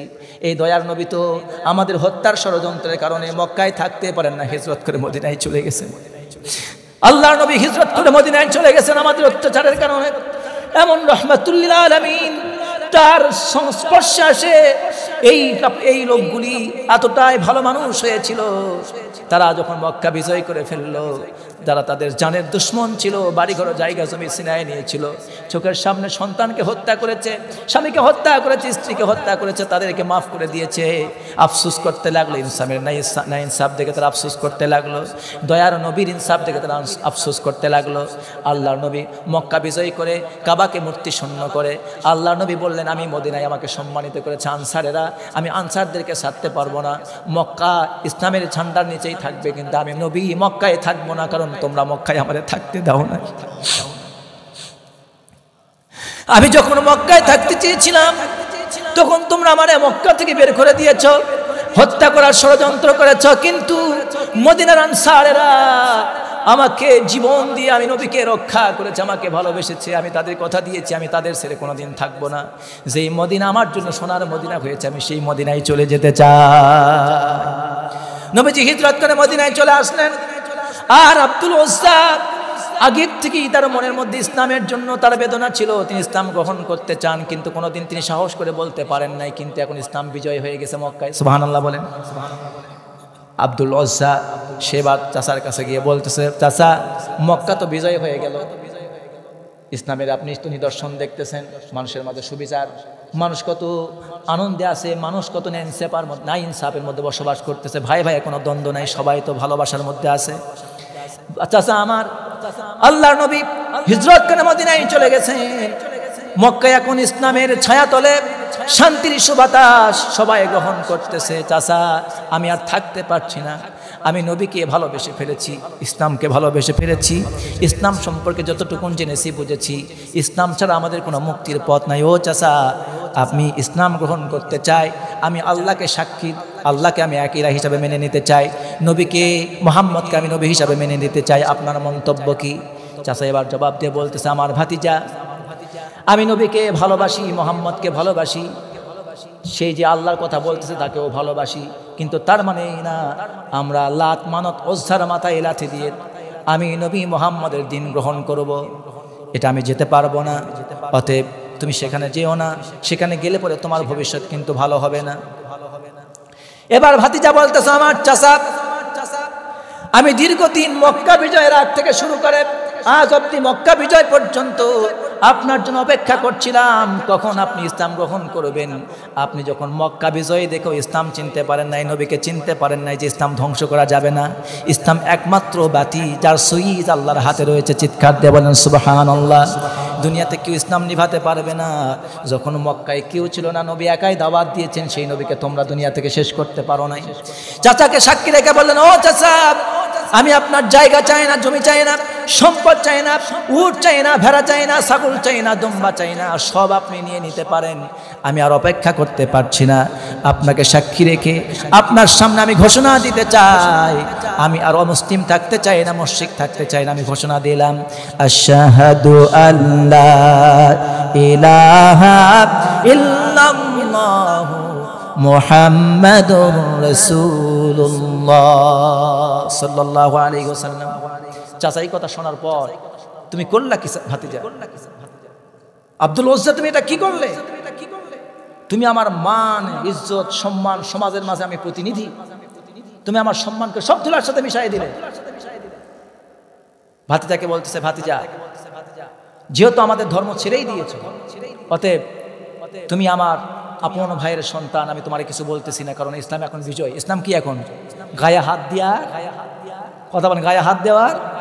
আগে পিটাইছে, এখন পিটাতে, এখন মক্কায় দিনী ভাই আছে, আলহামদুলিল্লাহ পড়েন, বুকটাকে বড় করেন, কলিজায় হিম্মত রাখুন। দিন সব সময় এক হয় না, বছরে পৌষ মাস যেমন আসে, মাঘ মাসও তেমন আসে, মাঘের পরে আবারও মাঘ আসে, আবারও পৌষ আসে, ঠিক কিনা মুসলমান? আল্লাহর নবীর জন্য যেই সময় মক্কায় পৌষ মাস গিয়েছে, মাঘ মাস গিয়েছে, এখন কাফেরদের জন্য পৌষ আর মাঘ চলে আসছে, ঠিক কিনা মুসলমান? মক্কায় দিনী ভাই আছে, হাত তোলার ক্ষমতা আর নাই। সুবহানাল্লাহ। চাচাকে বললেন, চাচা আপনি বলছেন আমার জায়গা জমি নিয়ে নেবেন, নিয়ে নেন, উট, ছাগল, ভেড়া, দুম্বা, জায়গা জমি, ব্যবসা বাণিজ্য যা দিয়েছিলেন সব আপনারে ফিরাই দিলাম। সুবহানাল্লাহ। চাচা বলতেছে, এগুলোই শুধু না, তুমি যে গায়ে যে জামাটা লাগাইছো, এই জামাটা কি তোমার টাকার কেনা? বলে যে না, আপনার ব্যবসা করে এগুলো করছে, বলছে ওই জামাটাও খোলো। এরপরে এবার ভাতিজা বলতেছে, চাচা যান, পরনের যে কাপড়টা আছে এইটা আপনি নেবেন না। চাচা বলতেছে, ভাতিজা এটাও মেনে নেওয়া যাবে, তোমার পরনের যে কাপড়টা আছে ওইটাও খোলো, ওইটাও আমার টাকা দিয়ে কেনা। নাউজুবিল্লাহ বলবেন। তখন আব্দুল ওজ্জা চাচার কাছে আর্জি পেশ করে বললেন, আমার প্রিয় চাচা, আপনার কাছে একটা আমার মিনতি, অনুরোধ, আপনি আমার আপন চাচা, আপনার কাছে সন্তান হিসাবে একটা আমি দাবি জানাতে চাই। আমার কলিজার প্রিয় আমার চাচা, আপনার কাছে একটা আর্জি পেশ করতে চাই। আমার জায়গা নিয়েছেন, জমি নিয়েছেন, ঘর বাড়ি ছিনাইয়ে নিয়েছেন, ব্যবসা বাণিজ্য ছিনাইয়ে নিয়েছেন, উট, ভেড়া, ছাগল যা ছিল সব তো আপনি নিয়ে গেলেন, এমনকি আমার পরনের যে উপরের জামাটা ছিল তো আপনি নিয়ে নিলেন। আমি আফসোস করি না, আমি তো আপনার সন্তান, আপনার ভাইয়ের সন্তান, মানে আমি আপনার সন্তান, আপনি আমার বাবার মতো। আপনার সামনে পরনের এই নিচের জামাটা খুলে দিয়ে কিভাবে ন্যাংটা হয়ে যাব, অলঙ্গ হয়ে যাব, এটাতে আপনি কি লজ্জা করবে না? চাচাকে বলল, চাচা আমাকে একটু সময় দেন, আমি একটা কাপড় অন্য জায়গা থেকে জোগাড় করে একটা কাপড় পরে আপনার পরনের লুঙ্গিটা আমি খুলে দিয়ে যাব। চাচাকে বলতেছে, চাচা একটু সময় দেন, আমি অন্য জায়গায় গিয়ে কারো কাছ থেকে একটা চাদর ধার করে নিয়ে হলে একটা লুঙ্গি ধার করে লুঙ্গি পরে আপনার চাদরটা আমি দিয়ে যাব, লুঙ্গিটা দিয়ে যাব। চাচা বলতেছে, না, ওই সময়ে দেওয়া জালেম কাকে বলে? জালেম কাকে বলে? নিষ্ঠুর নির্দয় কাকে বলে? আপনাকে কিভাবে মারবে তার পরিকল্পনা তার জানা আছে, ঠিক কিনা? এবার ভাতিজা বললেন, চাচা আমার, আপনি যখন এতটাই নিষ্ঠুর, আপনার সন্তান আমি, আমার লজ্জা আপনার লজ্জা, আপনার লজ্জা আমার লজ্জা, আপনার সম্মান আমার সম্মান, শুধুমাত্র দিন গ্রহণের জন্য যদি আমার পরনের লুঙ্গিটাও দিয়ে দিতে হয়, আমি আফসোস করি না, আমার পরনের লুঙ্গিটা আপনারে খুলে দিলাম। চাচার সামনে আপন ভাতিজা আব্দুল উজ্জা ইসলাম গ্রহণ করার অপরাধে চাচা উপরের জামা নিয়েছে, বা চাচার সামনে নিজের পরনের নিচের লুঙ্গিটা পর্যন্ত খুলে দিয়া দিলে। উলঙ্গ হয়ে লজ্জাস্থানের উপরে হাত দিয়ে মায়ের কাছে দৌড় দিলেন। মায়ের কাছে গিয়ে বললেন, মা একটু দরজাটা খুলে দাও, আমি তোমার সন্তান আব্দুল উজ্জা এসেছি। মা সঙ্গে সঙ্গে দরজাটা খুলে দিলেন। দেখেন কলিজার টুকরা সন্তান, যুবক মানুষ, লজ্জাস্থানের উপরে হাত দিয়ে লজ্জাস্থান ঢেকে রেখেছে। মা চোখে পানি ধরে রাখতে পারে নাই। মা চোখ অন্যদিকে ফিরায় বলতেছে, আব্দুল উজ্জা,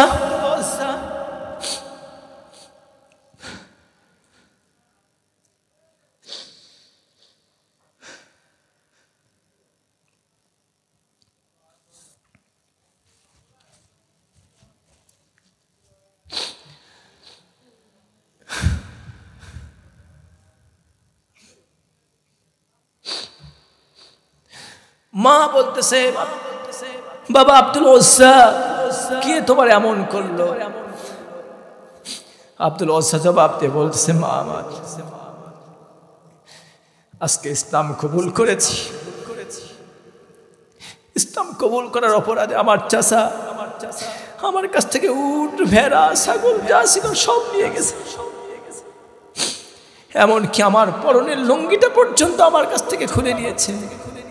মা, আমি তোমার কাছে এসেছি, যদি একটা চাদর থাকে, লুঙ্গি থাকে, আমারে দাও।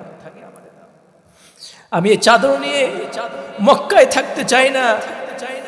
রহমতের নবী, দয়ার নবী মুহাম্মদ রাসূলুল্লাহ সাল্লাল্লাহু আলাইহি ওয়াসাল্লামের সাথে তার কাছে দেখা করতে চাই। সুবহানাল্লাহ। মায়ের কাছ থেকে এক টুকরা চাদর নিলেন। মা চক্ষু চেপে ধরে মুখটা অন্যদিকে ঘোরায় সন্তানের হাতে একটা চাদর দিলেন।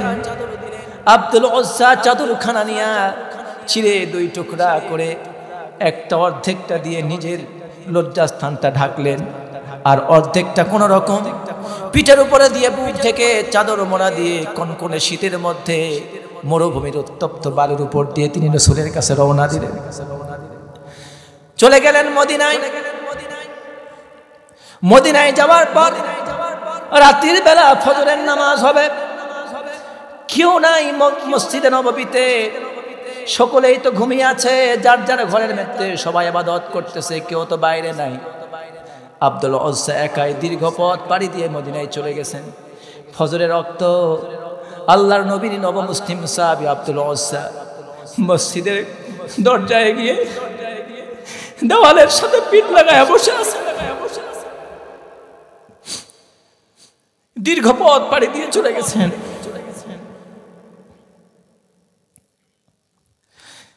আল্লাহর নবী ফজরে আজান হয়ে গেল, বাড়ি থেকে বেরোচ্ছেন ফজরের নামাজের জন্য। সুবহানাল্লাহ। দরজায় এসে দেখেন অপরিচিত উস্কো খুস্কো চেহারা, পরনে কাপড় নাই, চেহারাটা শুকিয়ে গেছে, খাবার নাই, কয়েকদিন হেঁটে মদিনায় চলে আসছে ইসলামের জন্য। মসজিদের গেটে দেয়ালের সাথে হেলান দিয়ে বসে আছেন। সাহাবায়ে কেরামরা আসতেছেন, নবীজি সবার আগে আসলেন।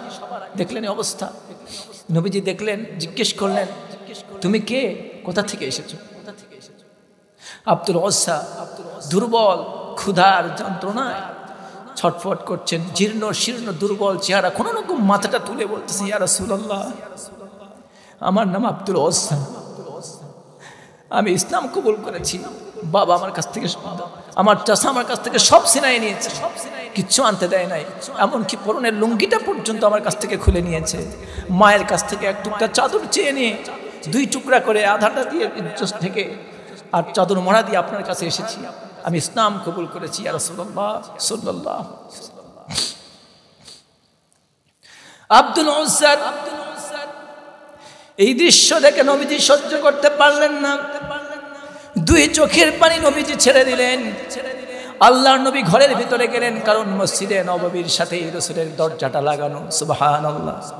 নবীজি বাড়িতে গেলেন, একটা চাদর নবীজির পছন্দের, যেই জামা নবীজি পরতেন সেই জামাখানা নবীজি হাতের মধ্যে আনলেন আর বললেন, আব্দুল উজ্জা, তোমার চাচা তোমার কাপড় দেয় নাই, ইসলামের জন্য পরনের কাপড় পাও নাই, আমি নবীর জামা তোমারে দিলাম, তুমি এই জামাটা পরে নাও।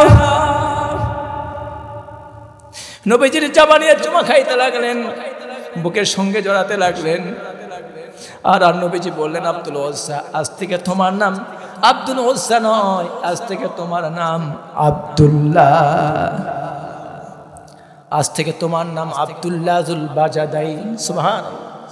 জুল বাজাদাইন মানে 2 চাদরের মালিক, বিজাদাইন মানে হলো চাদর, বিজাদাইন মানে কি? চাদর। বিজাদন অর্থ হলো চাদর, আর বিজাদাইন মানে 2 চাদরের মালিক, 2 চাদরওয়ালা। 2 চাদরওয়ালা মানে মা একটা চাদর দিয়েছিলেন, চিরে কয় টুকরা করেছেন? 2 টুকরা করেছেন। আল্লাহর নবী যাকে সামনে পেতেন, যদি লকবটা ভালো হতো, নবীজি তার নামের সাথে একটা লকব লাগাই দিয়ে, নবীজি ভালোবাসার জন্য, মোহাম্মদ করে স্মৃতিকে স্মরণ করার জন্য তার নামে একটা সুন্দর লকব লাগাইয়া দিয়ে ডাকতেন। সুবহানাল্লাহ। জুল বাজাদাইন 2 চাদরের মালিক। নবীজি বললেন, আব্দুল্লাহ জুল বাজাদাইন, আজ থেকে তোমার নাম আব্দুল উজ্জা না, আজ থেকে তোমার নাম আব্দুল্লাহ জুল বাজাদাইন। সকল সাহাবায়ে কেরাম মসজিদে নববীতে আসলেন। সাহাবী নতুন মানুষ কেবল ইসলাম কবুল করেছেন, নামাজ পড়লেন, আল্লাহর নবী ফজরের নামাজ সম্পন্ন করলেন, কমপ্লিট করলেন। এবার নবীজি সমস্ত সাহাবায়ে কেরামদেরকে সামনে ডাকলেন আর বললেন, আমার সাহাবীরা শোনো, নতুন সাহাবী কেবল ইসলাম কবুল করেছেন, মক্কা থেকে দীর্ঘ পথ পাড়ি দিয়ে মদিনায় চলে এসেছে। আসহাবে সোফার মধ্যে যারা আসহাবে সোফা ছিলেন, নবীজি আসহাবে সোফার সদস্যদেরকে ডেকে বললেন, আব্দুল্লাহ জুল বাজাদাইনকে তোমরা আসহাবে সোফার মধ্যে নিয়ে যাও, আর আব্দুল্লাহ জুল বাজাদাইনকে কোরআনে কারীম তেলাওয়াত শিক্ষা দাও। আব্দুল্লাহ জুল বাজাদাইন আসহাবে সোফার মধ্যে গেলেন, খাবার পরিবেশন করা হলো, তাকে আল্লাহর নবীর জামা উপহার দিলেন। এরপর কোরআনে কারীমের তেলাওয়াত শিখলেন। নতুন মুসলিম আবেগকে ধরে রাখতে পারেন না, বেশি বেশি কোরআনে কারীম তেলাওয়াত করতেন, গলা ছেড়ে দিয়ে মধুর কণ্ঠে কোরআন তেলাওয়াত করতেন, আবেগ দিয়ে তেলাওয়াত করতেন। সাহাবায়ে কেরাম তাহাজ্জুদের নামাজ পড়তেন, আর আব্দুল্লাহ জুল বাজাদাইনের কোরআনের তেলাওয়াত তাদের তাহাজ্জুদের নামাজের মধ্যে ডিস্টার্ব করত। সাহাবায়ে কেরামদের মধ্য থেকে হযরত ওমর ফারুক রাদিয়াল্লাহু তাআলা আনহু নবীজির কাছে এসে অভিযোগ পেশ করে বললেন, ইয়া রাসূলুল্লাহ, কি আপনার আব্দুল্লাহ জুল বাজাদাইন এত জোরে কোরআন তেলাওয়াত করে, আমরা যখন রাতের বেলায় তাহাজ্জুদের নামাজ পড়ি, তার কোরআন তেলাওয়াতের জন্য তাহাজ্জুদের নামাজের মধ্যে আমাদের সমস্যা হয়। নবীজি বললেন, ওমর ফারুক, তুমি আব্দুল্লাহ জুল বাজাদাইনকে কিচ্ছু বলো না, তাকে কষ্ট দিও না, তার মনে আঘাত করো না, কারণ আব্দুল্লাহ জুল বাজাদাইন ঈমান আনার কারণে তার বাড়ি থেকে কিছু আনতে পারে নাই, এমনকি তার পরনের কাপড়টুকু আনতে পারে নাই। ওমর ফারুক আব্দুল্লাহ জুল বাজাদাইনকে মধুর সুরে মনের তৃপ্তি করে কোরআনে কারীমের তেলাওয়াত করতে দাও, কারণ আব্দুল্লাহ জুল বাজাদাইন আল্লাহর সঙ্গে কথা বলে তার মনের যন্ত্রণা মিটায় নি। ইতিমধ্যে রোমান সৈন্য, সৌদির সমস্ত, সৌদি আরবের সমস্ত খ্রিস্টান শক্তি, ইহুদি শক্তি আর রোমান শক্তি ঐক্যবদ্ধ হয়ে গেল। তাবুকের যুদ্ধের রণদামামা বেজে উঠল, যুদ্ধের ডাক চলে আসলো। আরবের যত খ্রিস্টান গোষ্ঠী ছিল আর রোম সম্রাট সমস্ত সৈন্যদেরকে একত্র করল, বলল মুহাম্মদকে দুনিয়ায় রাখবো না, ইসলাম রাখবো না, মদিনা ধ্বংস করে ফেলবো। আল্লাহর নবী যুদ্ধের মোকাবেলা করার জন্য এবার নবীজি বললেন কিছুদিনের মধ্যে জিহাদ হবে, যুদ্ধ হবে, তাবুকের যুদ্ধ হবে, কার কাছে কি সাহায্য আছে তোমরা সবাই সাহায্য করো, কার কাছে কি আছে আমাদের সাহায্য করো। নবীজি একটা চাদর পাতায় দিলেন, চাদরের মধ্যে হযরত ওসমান, হযরত আবু বকর, হযরত আলী, হযরত ওমর ফারুক রাদিয়াল্লাহু আলাইহিম আজমাইন এভাবে প্রত্যেকের নিজের সামর্থ্য অনুযায়ী দান করতে লাগলেন। কেউ দিলেন চুড়ি, কেউ দিলেন ফুল, কেউ দিলেন চাদর, কেউ চুল পর্যন্ত দিয়েছেন, কেউ কাপড় দিয়েছেন, কেউ বা টাকা পয়সা দিয়েছেন। হযরতে ওসমান রাদিয়াল্লাহু তাআলা আনহু, ওমর ফারুক রাদিয়াল্লাহু আনহু তারা বড় বড় দান করলেন। কেউ অর্ধেক সম্পত্তি দিলেন, কেউ 3 ভাগের 1 ভাগ দিলেন। এইভাবে যার সামর্থ্য অনুযায়ী সবাই দান করলেন। হযরত আবু বকর সিদ্দিক রাদিয়াল্লাহু তাআলা আনহু তিনি তো তার বাড়িতে যা ছিল সব ঘটি বাটি যা ছিল বেঁধে এনেছেন। সুবহানাল্লাহ। আল্লাহ নবী সবার দান দেখলেন, খুশি হয়ে গেলেন। ঘটনা বলা আমার উদ্দেশ্য না। আব্দুল উজ্জা, আব্দুল্লাহ জুল বাজাদাইন তার সামনে তাবুকের জিহাদের জন্য মাল সামান সাহায্য সহযোগিতার জন্য রাসূলুল্লাহ চাদর পেতে দিয়েছেন। যার সামর্থ্য ছিল সবাই সামর্থ্য অনুযায়ী দান করতেছেন। কিন্তু আব্দুল্লাহ জুল বাজাদাইন তো নিরর্থ মানুষ, তার তো কোনো অর্থ নাই, টাকা নাই, পয়সা নাই। নতুন কেবল ইসলাম কবুল করে এসেছেন, 1 বছরের মাথায় জিহাদের ডাক এসেছে, এখনো তিনি তেমন কামাই রোজগার করতে পারেন নাই। হিজরতের 9ম বছরে তাবুকের যুদ্ধের ডাক আসলো। আল্লাহ নবী যখন চাইলেন সবাই দিলেন, এবার জিহাদের ময়দানে অংশগ্রহণ করবেন। হযরতে আব্দুল্লাহ জুল বাজাদাইন তিনি সবার দান দক্ষিণা দেখে তিনি বড় মনে মনে কষ্ট পেলেন। তিনি বললেন সবাই তো দান করলো, আমি এমন একজন অসহায় মানুষ যে আল্লাহর নবীর এই চাদরের মধ্যে কিছুই দিতে পারলাম না, আমি কিছুই দিতে পারলাম না। আফসোস করতে লাগলেন আর আফসোস করতে লাগলেন। আর নবীজির কাছে এসে বললেন ইয়া রাসূলুল্লাহ সাল্লাল্লাহু আলাইহি ওয়াসাল্লাম আপনি কোন দিন তাবুকের যুদ্ধে যাবেন? নবীজি বললেন অমুক দিন চলে যাব।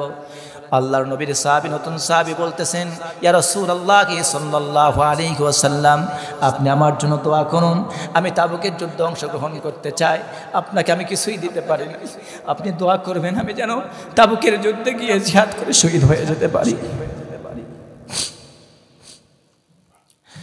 আল্লাহর নবীর কাছে দোয়া নিলেন।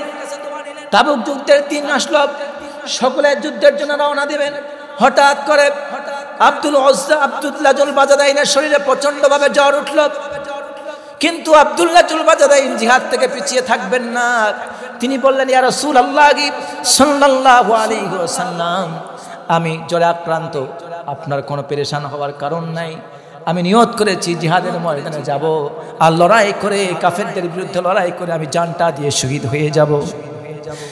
আল্লাহর নবী সাহাবীর মুখ থেকে এমন প্রেরণামূলক উৎসাহমূলক শহীদ হওয়ার তামান্না, জিহাদের চেতনা দেখতে পেয়ে নবীজি আর সহ্য করতে পারলেন না। নবীজি বললেন আব্দুল্লাহ জুল বাজাদাইন তুমি তো জ্বরে আক্রান্ত, চলে যাও, একটা গাছের বাকল আনো, আমি গাছের বাকলটা পরায় দেই।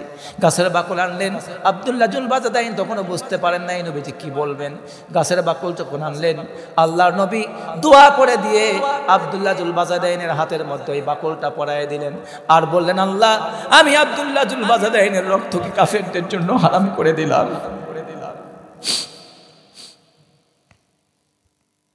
আব্দুল্লাহ জুল বাজাদাইন বলতেছে ইয়া রাসূলুল্লাহ আমি শহীদ হতে চাইলাম, আপনি বললেন আমার রক্ত হারাম করে দিলেন। আল্লাহর নবী তার একটা বাণী শোনালেন, বললেন আব্দুল্লাহ জুল বাজাদাইন তুমি যদি জ্বরের আক্রান্ত বেশি হওয়ার কারণে এখন যুদ্ধ যদি নাও করতে পারো, তোমার ভেতরে যে জিহাদের তামান্না, শাহাদাতের তামান্না, জ্বরে আক্রান্ত হয়ে বিছানার মধ্যে যদি তুমি মারাও যাও, জ্বরেও যদি মারা যাও, আল্লাহ তোমার শহীদ হিসাবে কবুল করে নিবে। যুদ্ধের দিন তাবুকের ময়দানে রওনা হলেন 30,000 মুসলমানদের সৈন্য। কত হাজার? 30,000 সৈন্য নিয়ে রাসূলুল্লাহ সাল্লাল্লাহু আলাইহি ওয়াসাল্লাম রওনা দিয়েছেন।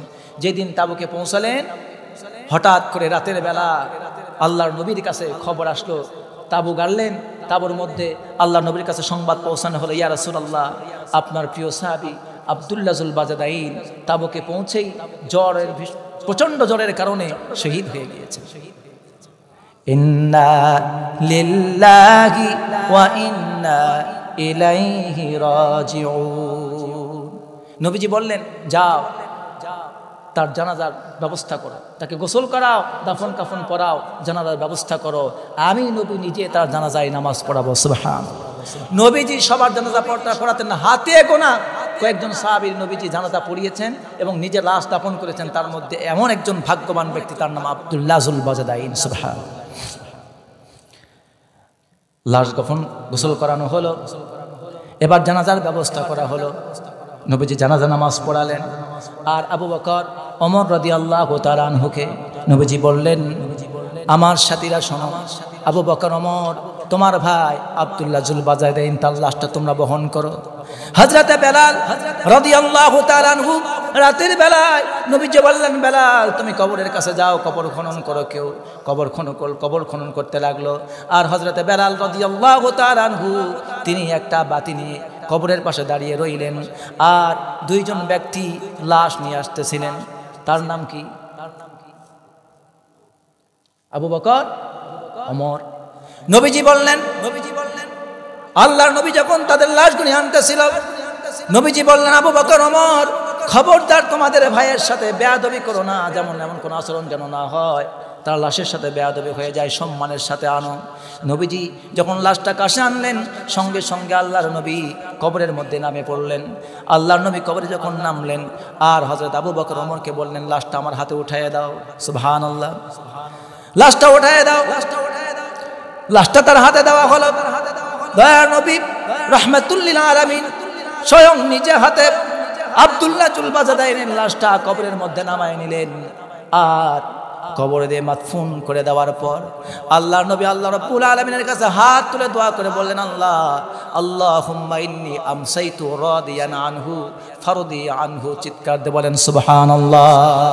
ও আমার আল্লাহ, আজকে ইন্নী আমসাইতু রাদিয়ান আনহু, সন্ধ্যা পর্যন্ত আমি আমার এই সাহাবী আব্দুল্লাহ জুল বাজাদাইনের প্রতি খুশি ছিলাম, রাজি ছিলাম, সন্তুষ্ট ছিলাম তার আচরণে, তার ব্যবহারে। ও আল্লাহ, তোমার এই বান্দার প্রতি, আমার সাহাবীর প্রতি আল্লাহ তুমি রাজি খুশি হয়ে যাও, তারে তুমি মাফ করে জান্নাতের উচ্চ মাকাম দান করে দাও। সুবহানাল্লাহ। আল্লাহ নবী যখন তার কবরে মাটি যখন দু হাত দিয়ে ভরায় দিচ্ছিলেন, কিতাবের মধ্যে এসেছে দুইজনের কথা, আব্দুল্লাহ ইবনে মাসউদ রাদিয়াল্লাহু তাআলা আনহু, আর কোন কোন কিতাবে এসেছে আবু বকর সিদ্দিক রাদিয়াল্লাহু তাআলা আনহু। দুইজনের কথা এসেছে। দুইজন ব্যক্তির কেউ একজন বলেছিল, অথবা দুইজনেই বলে আফসোস করে বলেছিল, তারা বলেছিল, আহারে, আল্লাহর নবী স্বয়ং নিজে হাতে মাটি কবরে নামায় দিলেন, নিজে হাতে কবরের মধ্যে লাশটাকে শোয়ায় দিলেন, আর নিজে আল্লাহর কাছে হাত তুলে দোয়া করলেন। তিনি লক্ষ্য করে বললেন, আজকে যদি এই লাশটা আব্দুল্লাহ জুল বাজাদাইনের না হয়ে আমি আবু বকরের যদি লাশ হতো, স্বয়ং নবী আমার হাত দিয়ে, স্বয়ং নবী নিজে হাত দিয়ে আমার লাশটারে কবরে নামায় দিত, আর আমার বুকের উপরে মাটি দিয়ে দিত, আমার জন্য দোয়া করতো, আমার ভাগ্য খুলে যেত। সুবহানাল্লাহ। চিৎকার দেবেন সুবহানাল্লাহ। এই কঠিন পরীক্ষা কেন এসেছে? দোয়া হবে বসে নাই, দোয়া বসেন, ইমানের জন্য। কিসের জন্য? ইমানের জন্য। জিহাদের তামান্না থাকতে হবে অন্তরের মধ্যে। শুধু ইমান আনে ঘরের মধ্যে বসে থাকলেই হবে না। মান মাতা লাম ইয়াগজু ওয়া লাম ইউহাদ্দিস বিহি নাফসা মাতা আলা শুবাতিন মিনান নিফাক। নবীজি বলেছেন, যে ব্যক্তি মারা গেল কিন্তু কোনোদিন জিহাদ করেনি, করে না এবং করবে না বলে নিয়ত ছিল, আর জিহাদ করার কোনোদিন ইচ্ছাও করেনি, জিহাদ করেনি, জিহাদ করার ইচ্ছাও পোষণ করেনি, যে সুযোগ পেলে জিহাদ করবে এমন ইচ্ছাও যার ছিল না, এমন ব্যক্তি যদি মারা যায় তাহলে সে ব্যক্তি মুনাফিক হয়ে মরবে। কি হয়ে মরবে? মুনাফিক হয়ে মরবে। আর আল্লাহর রাস্তায় যদি কোনো ব্যক্তি জিহাদের তামান্না নিয়ে মারা যায়, আল্লাহ রাব্বুল আলামিন বলেছেন, ওয়ালা তাকুলু লিমান ইয়াকতানু ফি সাবিলিল্লাহি আমওয়াত বাল আহইয়াউন ওয়ালাকিন লা তাশউরুন। আল্লাহ বলছেন, যারা আল্লাহর রাস্তায় জান দিয়ে দেয়, শহীদ হয়ে যায়, তাদেরকে মৃত বলো না, ওরা জীবিত, কিন্তু তোমরা বুঝতে পারো না। চিৎকার দিয়ে বলেন সুবহানাল্লাহ। ওরা মারার সাথে সাথে, শহীদ হওয়ার সাথে সাথে আল্লাহ তাআলা তাদেরকে জান্নাত থেকে রিজিকের ব্যবস্থা করে দেন। সুবহানাল্লাহ বলেন। এই জন্য জিহাদের তামান্না দিলের মধ্যে রাখার দরকার আছে না নাই মুসলমান? ঈমানের যেমন আব্দুল্লাহ জুল বাজাদাইন ঘর বাড়ি জায়গা জমি উট সব কুরবানি দিয়েছেন, আপনাকেও আমাকেও দ্বীনের জন্য প্রয়োজনে ঘর বাড়ি জায়গা জমি চাকরি বাকরি যা আছে সব ছেড়ে দিয়ে হলেও ইমানের উপর, ইসলামের উপর টিকে থাকে, আল্লাহর রাস্তায় টিকে থেকে জান্নাতে যাওয়ার জন্য চেষ্টা চালিয়ে যেতে হবে। যারা বলেন ঠিক কিনা? এই জন্য আমরা আল্লাহর দ্বীনের উপর ইস্তেকামত থাকতে রাজি আছি না নাই? আল্লাহর জন্য জান কুরবান করতে রাজি আছি না নাই? মুসলমান মাল কুরবান করতে রাজি আছি না নাই? বিবি বাচ্চা যদি এতিম হয়ে যায় রাজি আছি না নাই? কারা কারা রাজি আছেন? দুইটা হাত আল্লাহকে দেখান শেষ মুহূর্তে। লিল্লাহে তাকবীর। কোরআন সুন্নাহর আলো সারা বিশ্বে জালো। নারে তাকবীর। আল্লাহ কবুল করুন। হাত নামান। প্রিয় ভাইয়েরা, ঈমানের পরীক্ষার উপরে কথা বলছিলাম। শেষ পর্যন্ত সাহাবায়ে কেরাম শুধু ঈমান এনেই বসে থাকেন নাই, নামাজ পড়েছেন, রোজা রেখেছেন, হজ করেছেন, যাকাত দিয়েছেন। যখনই জিহাদের ডাক এসেছে সঙ্গে সঙ্গে জিহাদের ময়দানে যাওয়ার জন্য নিজের জ্বরে আক্রান্ত, কিন্তু জিহাদ থেকে পিছপা হন না। ঠিক কিনা? সুতরাং ঈমানের পরীক্ষা আপনাকে বিভিন্নভাবে আসবে।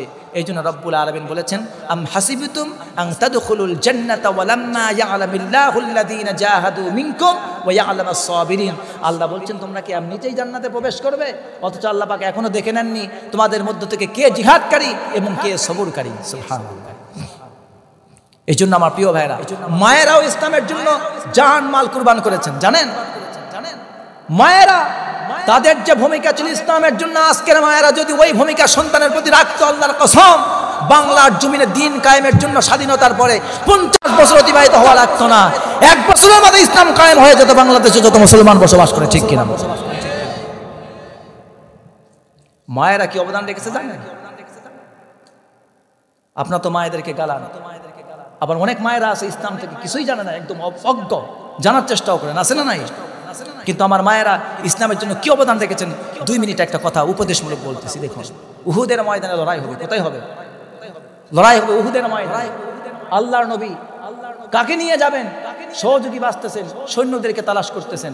কিছু কিছু সৈন্য আসলো, নবীজি সৈন্য প্রস্তুত করে ফেললেন।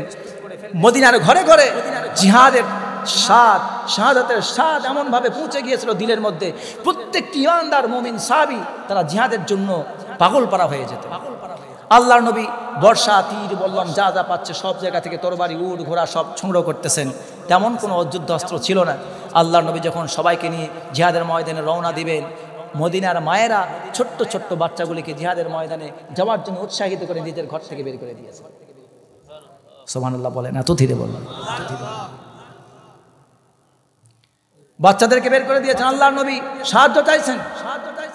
নবীকে কত ভালোবাসতেন। একজন মা, নাম হলো হিন্দা। নাম কি? হিন্দা। স্বামী গেছে যুদ্ধে, আল্লাহর নবীর জিহাদের ময়দানে অংশগ্রহণ করার জন্য স্বামী আসছে। দুইটা ছেলে আসছে। সুবহানাল্লাহ। 2টা ছেলে আসছে জিহাদের ময়দানে, স্বামী সন্তান উভয়। আরেকজন মহিলা আসছে। ওই মহিলা এসে বলতেছে, ইয়া রাসূলুল্লাহ, আমার তো দেবার মতো কিছুই নাই। উহুদের ময়দানে যখন লড়াই করবেন, আপনাকে তো চতুর্দিক থেকে কাফের মুশরিকরা কেউ তরবারিতে আঘাত করবে, কেউ তীর মারবে। আপনাকে তো রক্ষা করবার কেউ নাও থাকতে পারে। আমার এই কলিজার টুকরা ছোট্ট বাচ্চাটাকে নিয়ে যান, যখন আপনাকে তীর মারবে এই বাচ্চাটাকে আপনি ঢাল হিসাবে ব্যবহার করবেন, যেন তীরের আঘাত, তরবারির আঘাত, বর্ষার আঘাত যেন আমার সন্তানের কলিজা ভেদ করে বারবার চলে যায়, কিন্তু আপনার যেন ক্ষতি না হয়। আল্লাহু আকবার। কি ভালোবাসা দেখিয়েছে। জিহাদের ময়দানে চলে গেলেন নবীজি বললেন, আমার মা, তোমাদের সন্তান লাগবে না। আল্লাহর কাছে তোমরা যারা আসো, জিহাদে যেতে পারো নাই, ঘরে বসে আল্লাহর কাছে দোয়া করো। নবীজি জিহাদের ময়দানে গেলেন। জিহাদ হয়ে গেল উহুদের ময়দানে। বহু সাহাবী শহীদ হয়ে গেল। গোটা মদিনায় সংবাদ ছড়িয়ে পড়ল যে আল্লাহর নবী শহীদ হয়ে গেছে। একজন মা, নাম তার হিন্দা, মদিনায় বসবাসকারী আনসারী সাহাবী মহিলা, উহুদের ময়দানে দৌড়াতে লাগলেন। রাস্তায় যখন আসলেন, যখন রাস্তায় দেখতে পেলেন জিহাদের ময়দান থেকে অনেক সাথীরা মদিনায় ফিরে আসতেছে, আগে সংবাদ পৌঁছায় দেওয়ার জন্য জিহাদ শেষ হয়ে গেছে। মহিলা রাস্তায় দাঁড়িয়ে দাঁড়িয়ে জিজ্ঞাসা করছেন আর দৌড়াচ্ছেন, বলতেছেন, বলো তো জিহাদের ময়দানে গিয়েছো, বলো তো জিহাদের ময়দানে কি অবস্থা, আমার নবীর অবস্থা কেমন? সকলেই তখন তার গুরুত্বপূর্ণ সংবাদ দেওয়ার জন্য বলতেছে। নবীর কথার উত্তর না দিয়ে সে বলতেছে, সাহাবায়ে কেরাম যারা যাচ্ছিলেন তারা বলতেছিলেন, আমার প্রিয় বোন, আমার প্রিয় মা, এই জিহাদের ময়দানে তোমার যে স্বামী এসেছিল দ্বীনের জন্য শহীদ হয়ে গিয়েছে, উহুদের ময়দানে যে লাভ নাই। তিনি তাপ সামনে বাড়লেন, আরো সাহাবী তার সামনে দিয়ে যায়। আবার তিনি জিজ্ঞেস করলেন, বলো নবীজি তিনি নাকি শহীদ হয়ে গিয়েছেন, বলতো তার অবস্থা কেমন? তারা তার জবাব না দিয়ে বলতেছিল, তোমার যে কলিজার টুকরা সন্তান জিহাদের ময়দানে এসেছিল তারা শহীদ হয়ে গিয়েছে, অতএব উহুদের ময়দানে যে কোনো লাভ নাই। দয়ার নবীর অনুসন্ধান করতে করতে তিনি শেষ পর্যন্ত নবীজির কাছে এসে হাজির হলেন। আসার সঙ্গে সঙ্গে যারা সাহাবীরা ছিলেন তারা ভাবলেন হয়তো বা এই মহিলা তার সন্তান তার স্বামীর খোঁজ খবর নেওয়ার জন্য এসেছেন। তারা সকলে জবাব দিয়ে বলল, মা আমার, আপনি এসেছেন কিন্তু আপনি তো জানেন না এই জিহাদের ময়দানে আপনার স্বামী এসেছিল, সে শহীদ হয়ে গিয়েছে। আপনার যে কলিজার টুকরা দুইটা যুবক তরুণ সন্তান এসেছিল, সে শহীদ হয়ে গিয়েছে। সঙ্গে সঙ্গে মহিলা বলল, আমি তো আমার সন্তানের খোঁজ নেওয়ার জন্য এখানে আসি নাই, আমি আমার স্বামীর খোঁজ নেওয়ার জন্য আসি নাই, আমি এখানে এসেছি খবর নেওয়ার জন্য আমার প্রিয় নবী দয়ার নবী এখনো জীবিত আছে নাকি নাই। আল্লাহর নবীর সামনে গিয়ে বললেন, দেখতে পেয়ে শুকরিয়া আদায় করলেন আর বললেন, ইয়া রাসূলুল্লাহ সাল্লাল্লাহু আলাইহি ওয়াসাল্লাম, আমার জান আমার মাল সব আমার পিতামাতা আপনার জন্য কুরবান হয়ে যাক। আমার স্বামী শহীদ হয়েছে, আমার একটু আফসোস নাই। আমার কলিজার টুকরা দুইটা সন্তান শহীদ হয়ে গিয়েছে, আমি আফসোস করি না। কিন্তু আমার সন্তান আর স্বামীর বিনিময়ে হলো আপনি নবী বেঁচে আছেন, এর চাইতে বড় সান্ত্বনা আমার কাছে আর কিছু নাই। সুবহানাল্লাহ, সুবহানাল্লাহ। আল্লাহ বললেন, কে জিহাদ করে আর কে সবর করে আমি পরীক্ষা করে দেখব, তারপর জান্নাত দেব। সুবহানাল্লাহ। সবরকারী মানে নামাজে শুধু না, জিহাদের ময়দানে সবর করতে হবে সন্তান পাঠাইয়া। আজকে আপনার সন্তান যদি ইসলামী আন্দোলন করে, দেখে বলে ওই দিকে যাওয়ার দরকার নাই, সময় ভালো না, চাকরি হবে না, ভালো পজিশনে যেতে পারবে না, অমুক শত্রু তমুক শত্রু আছে, এইসব নাদান মূর্খদের ভয় আপনারা করেন। আর সেই জমানার মহিলারা আল্লাহর নবী তার দিনকে রক্ষা করবার জন্য জিহাদের ময়দানে যুদ্ধ করবার জন্য কলিজার টুকরা দুধের বাচ্চাকে ঢাল হিসেবে ব্যবহার করার জন্য নবীকে উপহার দিয়েছেন। কলিজার টুকরা দুইটা সন্তানকে জিহাদের ময়দানে পাঠিয়েছেন, নিজের স্বামীকে পাঠিয়েছেন, কিন্তু একবারের জন্য আফসোস করেন নাই, দুনিয়ার কোনো পরোয়া করেন নাই। ঠিক কিনা বলো মুসলমান? ঠিক কিনা বলো মুসলমান? আজকে আমার মায়েদেরকে শিক্ষা নিতে হবে। আমার মায়েরা আপনাদেরকেও কলিজার টুকরা সন্তানকে দিয়ে স্বামীকে দিয়ে ইসলামকে বিজয়ী করবার জন্য কাজ করে যেতে হবে। ঠিক কিনা? আমার মায়েরা যারা শুনতেছেন, আল্লাহ তাআলা আপনাদেরকে মার্দে মুজাহিদ মুমিনা হিসাবে কবুল করুন, বলেন আমিন। চিৎকার দিয়ে বলেন আমিন। প্রিয় ভাই, আপনাদেরকে অনেক কষ্ট দিয়ে ফেলেছি। এখন আমরা দোয়ার দিকে যাব। দোয়ার পূর্বে আমি আজকের যদি সভাপতি কথা বলি, ঠিক আছে, আমরা দোয়া করব। আপনারা সকলেই ইস্তেগফার পড়েন। আস্তাগফিরুল্লাহ রাব্বি মিন কুল্লি যামবি ওয়া আতুবু ইলাইহি লা হাওলা ওয়া লা কুওয়াতা ইল্লা বিল্লাহ।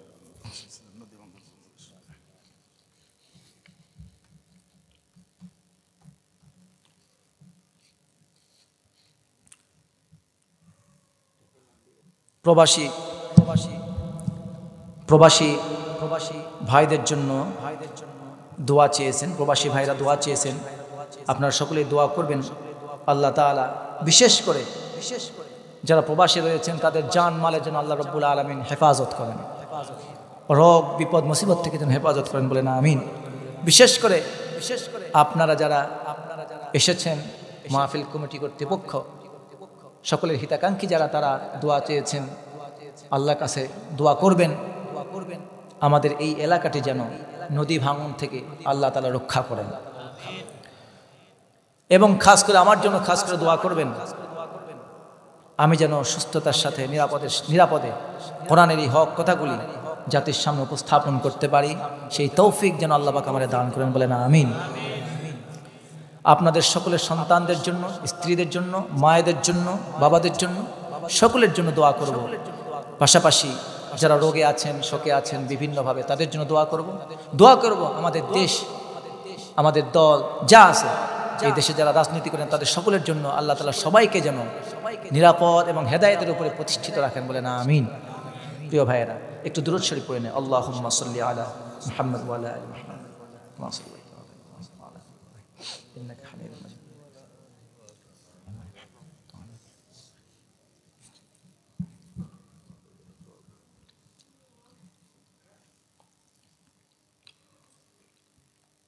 اللهم آمين. اللهم أنت السلام ومنك السلام تباركت يا ذا الجلال والإكرام সুবহানাল্লাহি ওয়া বিহামদিহি আদাদা খালকিহি ওয়া রিদা নাফসিহি ওয়া জিনাতা আরশিহি ওয়া মিদাদা কালিমাতি। রব্বুল আলামিন তাকিয়ে দেখুন, 2 দিন ব্যাপী তাফসীরুল কোরআন মাহফিলের আজকের সমাপনী দিবসে তোমার সেই দরবারে আল্লাহ তোমার অসংখ্য গোলাম নিয়ে বান্দা বান্দিদেরকে নিয়ে তোমার সেই দরবারে ভিক্ষুকের মতো হাত তুলেছি। রব্বুল আলামিন আমরা বড় গুনাহগার, নগণ্য গোলাম। দিনে রাতে যখনই সুযোগ পেয়েছি গুনার কমতি করি নাই। আয় আল্লাহ তাআলা, সর্বোপরি সব শেষে তোমার দরবারে তোমার দয়ার ভান্ডার, ক্ষমার ভান্ডারে হাত তুলে তোমার কাছে করজোড়ে মিনতি জানাচ্ছি। রব্বুল আলামিন, তোমার যেই সব বান্দা বান্দি হাত তুলেছি আল্লাহ আমাদের প্রত্যেকের জীবনের গুনাহগুলি মাফ করে দাও। আয় আল্লাহ তাআলা, এই মধ্যবাউসিয়ার এলাকাবাসী এবং যুব সমাজ কষ্ট করে যারা মাহফিলের আয়োজন করেছেন, রব্বুল আলামিন তাদের এই শ্রমকে তুমি কবুল আর মঞ্জুর করে নাও। রব্বুল আলামিন, গত বছর এসেছিলাম, কষ্ট করে কথা বলেছি, তারা কষ্ট করে শুনেছেন।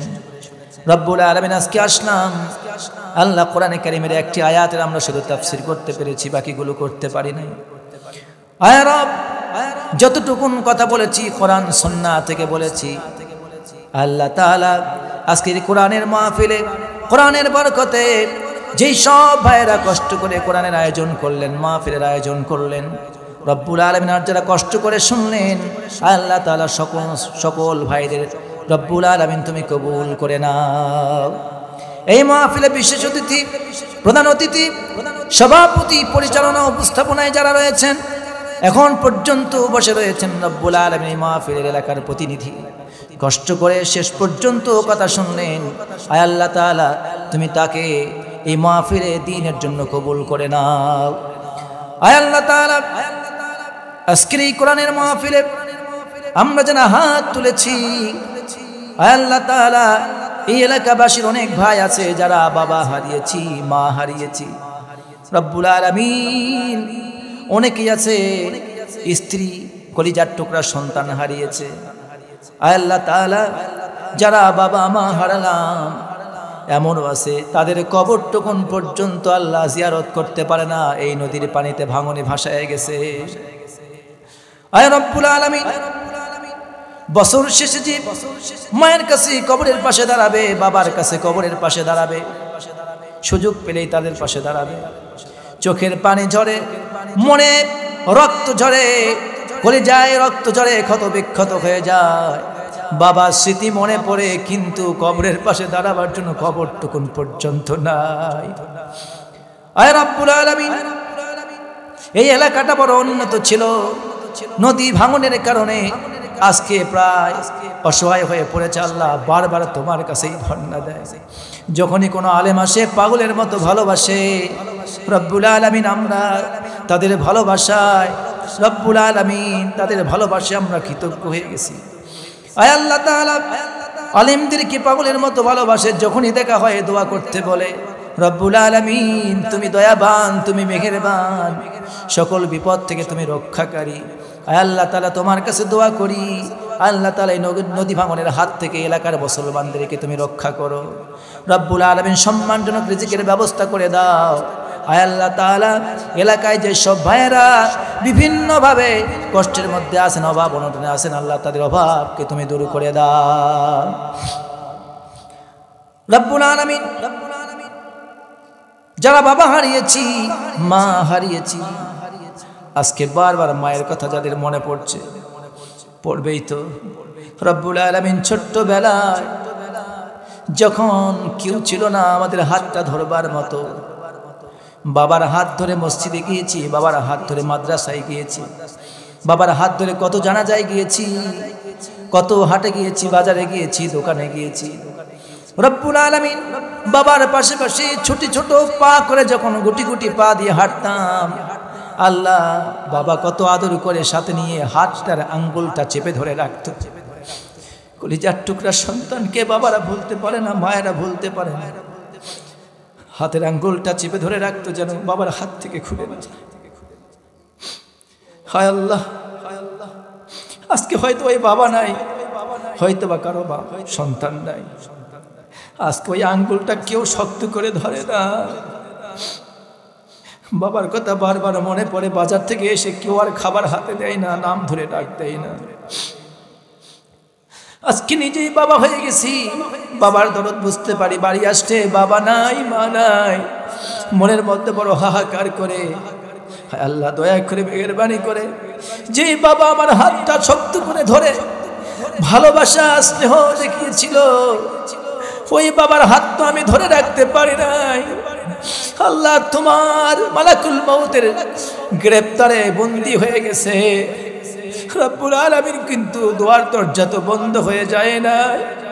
আয় আল্লাহ তোমার কাছে দোয়া করি, যাদের বাবা মা দুনিয়া থেকে বিদায় হয়ে গেল, আল্লাহ আমাদের মা বাবার কবরটাকে আল্লাহ জান্নাতে পরিপূর্ণ করে দাও।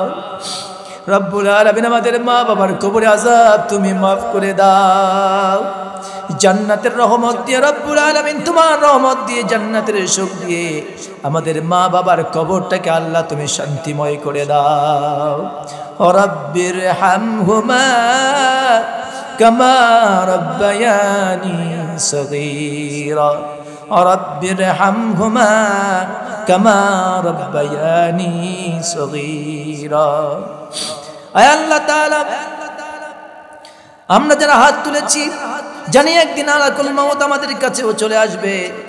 আয় আল্লাহ রব্বুল আলামিন, জানি না আমাদের ঠিকানা জান্নাত নাকি জাহান্নাম। আল্লাহ ঈমান নিয়ে যেতে পারবো নাকি মুনাফিক বেঈমান হয়ে চলে যাব তাও জানি না। আয় আল্লাহ তোমার কাছে মিনতি করি, রব্বুল আলামিন তোমার জাহান্নামের কঠিন ওই আগুনের আযাব সহ্য করবার মতো ক্ষমতা আমাদের কারো নাই। আল্লাহ রব্বুল আলামিন দয়া করে মেহেরবানি করে ওই জাহান্নামের আগুন থেকে বাঁচার জন্য আমাদের প্রত্যেকের ঈমানকে তুমি বাড়াইয়া দাও। আল্লাহ আমাদের বাউশিয়ার যুবক ভাইদেরকে তুমি কবুল করে নাও, আমার বৃদ্ধ বাবাজিদেরকে কবুল করো, আমার মাদেরকে কবুল করো, আমার কলিজার টুকরা প্রিয় বোনদেরকে কবুল করে নাও। রব্বুল আলামিন কষ্ট করেছেন দীর্ঘ কয়েকদিন যাবৎ, একটা মাস যাবৎ ঘুমাতে পারে না এই মাহফিলের জন্য। আল্লাহ দিল খুলে প্রাণ খুলে উজাড় করে এই মাহফিলের জন্য কষ্ট করেছেন। আল্লাহ তুমি তাদের এই আমল নামায় আল্লাহ এর প্রতিদান দিয়ে তাদের আমল নামা পরিপূর্ণ করে দাও। আল্লাহ তাআলা এলাকায় অনেকে অসুস্থ আছেন, রব্বুল আলামিন তাদেরকে শিফায়ে আজলা কামিলা দান করে দাও। মাবুদ রব্বুল আলামিন, জাহান্নাম আমাদের দিকে তাকিয়ে আছে, কখন মৃত্যু আসবে রব্বুল আলামিন তার আযাব আমাদেরকে গ্রেফতার করে ফেলবে যদি মুমিন না হয়ে কবরে যেতে পারি। রব্বুল আলামিন দয়া করে আমাদের প্রত্যেককে জাহান্নামের আগুনে ফেলবেন না। জীবনে যে একটুকুন ভালো কাজ করেছি, এই মাহফিলে এসেছি, তওবা করছি, ঈমান জাগানোর কথা শুনেছি, আল্লাহ জান মাল দিয়ে তোমার ঈমানের উপর টিকে থাকবো, আর অন্যায় কাছে যাব না। আল্লাহ মাফ করে দাও। আল্লাহ জাহান্নাম থেকে আমাদের সবাইকে বাঁচাও। আল্লাহুম্মা ইন্না নাউযু বিকা মিন আযাবিল কবর ونعوذ بك من عذاب جهنم ونعوذ بك من فتنة المحيا والممات ونعوذ بك من فتنة المسيح الدجال اللهم ادخلنا الجنة واجرنا من النار اللهم إنا نسألك الجنة ونعوذ بك من النار اللهم اكفنا بحلالك عن حرامك وأغننا بفضلك عمن سواك رب العالمين এই কোরআনের মাহফিলে প্রবাসী ভাইরা দোয়া চেয়েছেন। আল্লাহ এলাকা থেকে যারা বিদেশে গিয়েছেন, আল্লাহ রব্বুল আলামিন তাদের জানমালটাকে রক্ষা করো। আল্লাহ বিপদ থেকে হেফাজত করো, নিরাপদে দেশে ফিরায় দাও। দেশের সম্পদ, দেশের সন্তান দেশে ফিরায় দাও। মায়ের সন্তান মায়ের কোলে ফিরায় দাও।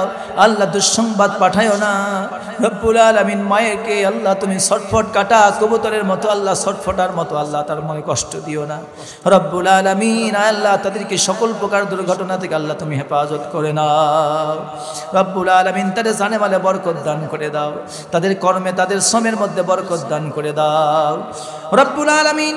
বিশেষ করে যেই সব ভাইয়েরা দীর্ঘ রাত করে আমার সামনে বসে কোরআনে কারীমের কথাগুলি চাতক পাখির মতো শুনলেন, আল্লাহ বয়সের ভারে যারা কুজু হয়ে গেছেন, রব্বুল আলামিন দুর্বল হয়ে পড়েছেন, থাকতে পারেন নাই, চলে গিয়েছেন। আল্লাহ আমি জানি কষ্টের কারণে থাকতে পারেন নাই, আল্লাহ তুমি তাদেরকে মাফ করে দাও। আল্লাহ তাআলা মাহফিলে এসেছিল, কষ্ট করে থেকেছে, যতক্ষণ পর্যন্ত থেকেছে আল্লাহ আমি খুশি, আল্লাহ তুমি তাদেরকে মাফ করে দাও। মনের মধ্যে কোনো রাগ নাই, ক্ষোভ নাই, যা বলেছি রাগ করেছি, ঝাড়ি দিয়েছি আল্লাহ সব তোমার দ্বীনের জন্য করেছি, অপমানের জন্য করি নাই, শিক্ষার জন্য করেছি, নসিহাতের জন্য করেছি। আল্লাহ প্রত্যেককে তোমার দ্বীনের জন্য আল্লাহ তুমি মাফ করে দাও। আল্লাহ তোমার বান্দাদেরকে আল্লাহ তুমি মাফ করে দাও। রব্বুল আলামিন আজকে আমরা দূর দূরান্ত থেকে এসেছি, সমাপনী দিবসে অনেক ইসলামী আন্দোলনের ভাইরা এই মাহফিলে এসে বসে কোরআনের আলোচনা শুনলেন, সহযোগিতা করছেন। রব্বুল আলামিন চাতক পাখির মতো কোরআন শুনলেন, আল্লাহ তাদেরকে তুমি মাফ করে দাও। দিন ইসলামের কাজকে আল্লাহ তুমি কবুল করে নাও। আল্লাহ তাআলা বিশেষ করে জয়পুরহাট থেকে দূর দূরান্ত থেকে আল্লাহ সফর করে এসে 2 দিন ব্যাপী তাফসীরুল কোরআন মাহফিলে উপস্থিত হয়েছিলাম। রব্বুল আলামিন জানি না কতটুকুন তোমার কোরআনের কথা হক আদায় করে বলতে পেরেছি। আল্লাহ যতটুকুন বলেছি গোপন করার ইচ্ছা করি নাই। আল্লাহ রব্বুল আলামিন সকল বাধা বিপত্তিকে উপেক্ষা করে তোমার দ্বীনের কথাগুলি আল্লাহ বলে দিয়েছি। রব্বুল আলামিন ভুল ত্রুটি হয়ে গেলে আমারে মাফ করে দাও। আল্লাহ তাআলা সুস্থতার সাথে সঠিকভাবে রব্বুল আলামিন কণ্ঠকে ভালো রেখে আল্লাহ মানুষের সামনে দ্বীনের কথাগুলি বলবার তৌফিক দান করে দাও। রব্বুল আলামিন বিশেষ করে এই মাহফিলে বারবার যখন আসি কিছু যুবক ভাইয়েরা পঙ্গপালের মতো সব সময় পেছনে পেছনে লেগে থাকে, কখন কি প্রয়োজন রব্বুল আলামিন খোঁজ খবর নিতেই থাকে। আল্লাহ রব্বুল আলামিন সব যুবক ভাইদের নাম আমি জানি না, আল্লাহ তাআলা নাম জানা না জানা সকল ভাইদেরকে তুমি আল্লাহ কবুল করে নাও। রব্বুল আলামিন বিশেষ করে ইমাম ভাই দোয়া চেয়েছেন তার সন্তানের জন্য। আল্লাহ রব্বুল আলামিন সন্তান হারিয়ে আল্লাহ তিনি ছটফট করতেছেন, মাবুদ আল্লাহ তুমি তার সন্তানকে কবুল করে নাও। রব্বুল আলামিন তিনি নিজে অসুস্থ, আল্লাহ তাআলা তার শেফায়ে আজলা কামিলা দান করে দাও। এলাকায় অনেক ভাইরা অসুস্থ, রব্বুল আলামিন তুমি তাদেরকে শেফা দান করে দাও। রব্বুল আলামিন ইলাহি বক্স ভাই কষ্ট করে তার বাড়িতে খাবারের আয়োজন করলেন, কষ্ট করে খাওয়ালেন। রব্বুল আলামিন শতসাধ্য চেষ্টা করেছেন, কোনো রকমের ত্রুটি করেন নাই। রব্বুল আলামিন আমার ভাইকে দ্বীনের জন্য কবুল করো। এলাকাবাসীতে আল্লাহ তুমি তাকে খেদমত করার তৌফিক দান করে দাও। মাহফিলের কাছে আল্লাহ তাআলা আগামীতে আবার তারে কবুল করে নিও।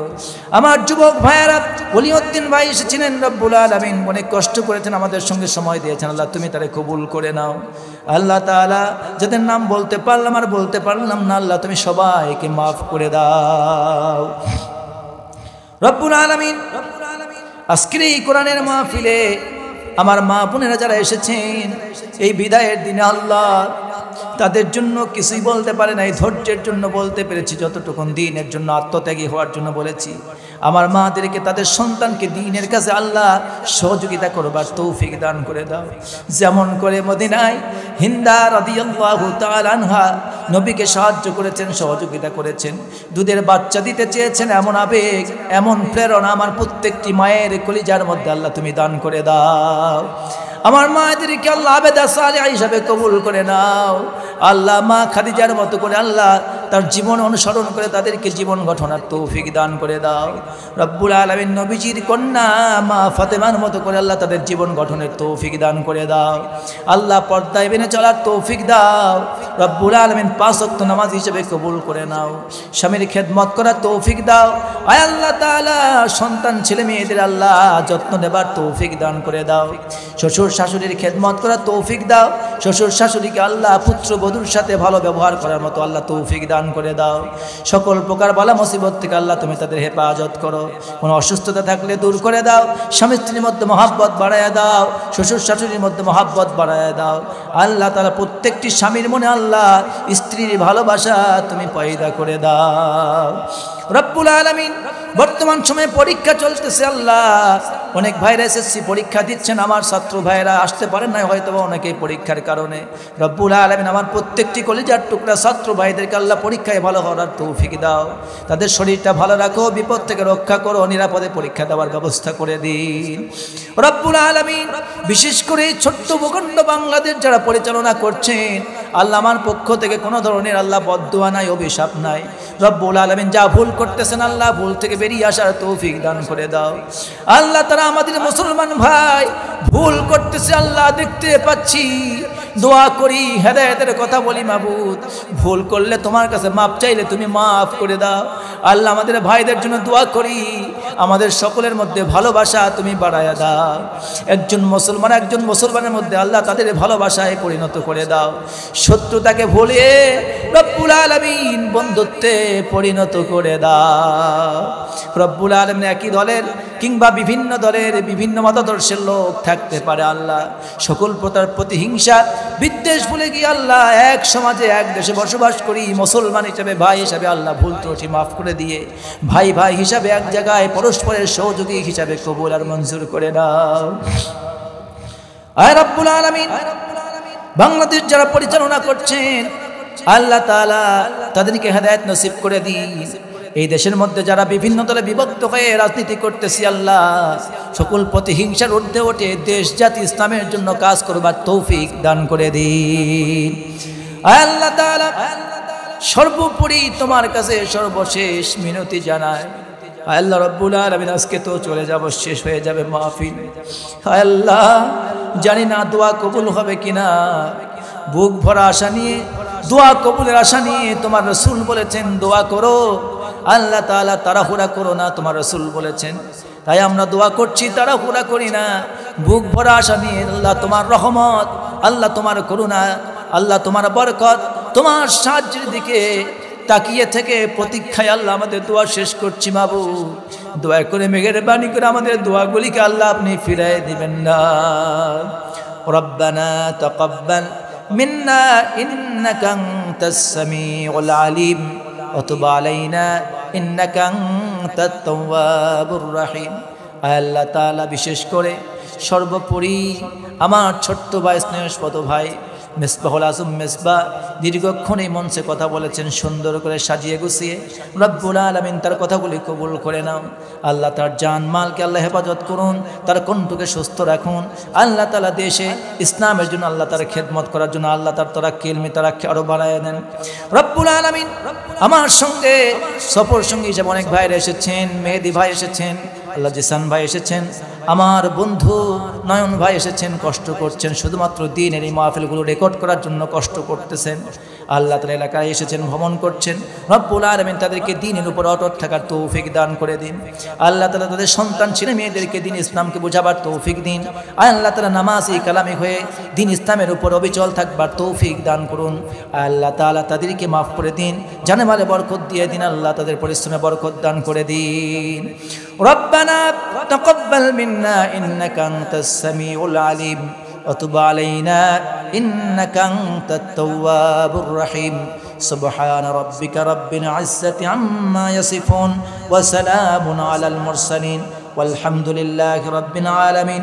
ওয়াজআল আখিরা কালিমাতিনা ইনদাল মাউত লা সাল্লাল্লাহু আলাইহি ওয়াসাল্লাম।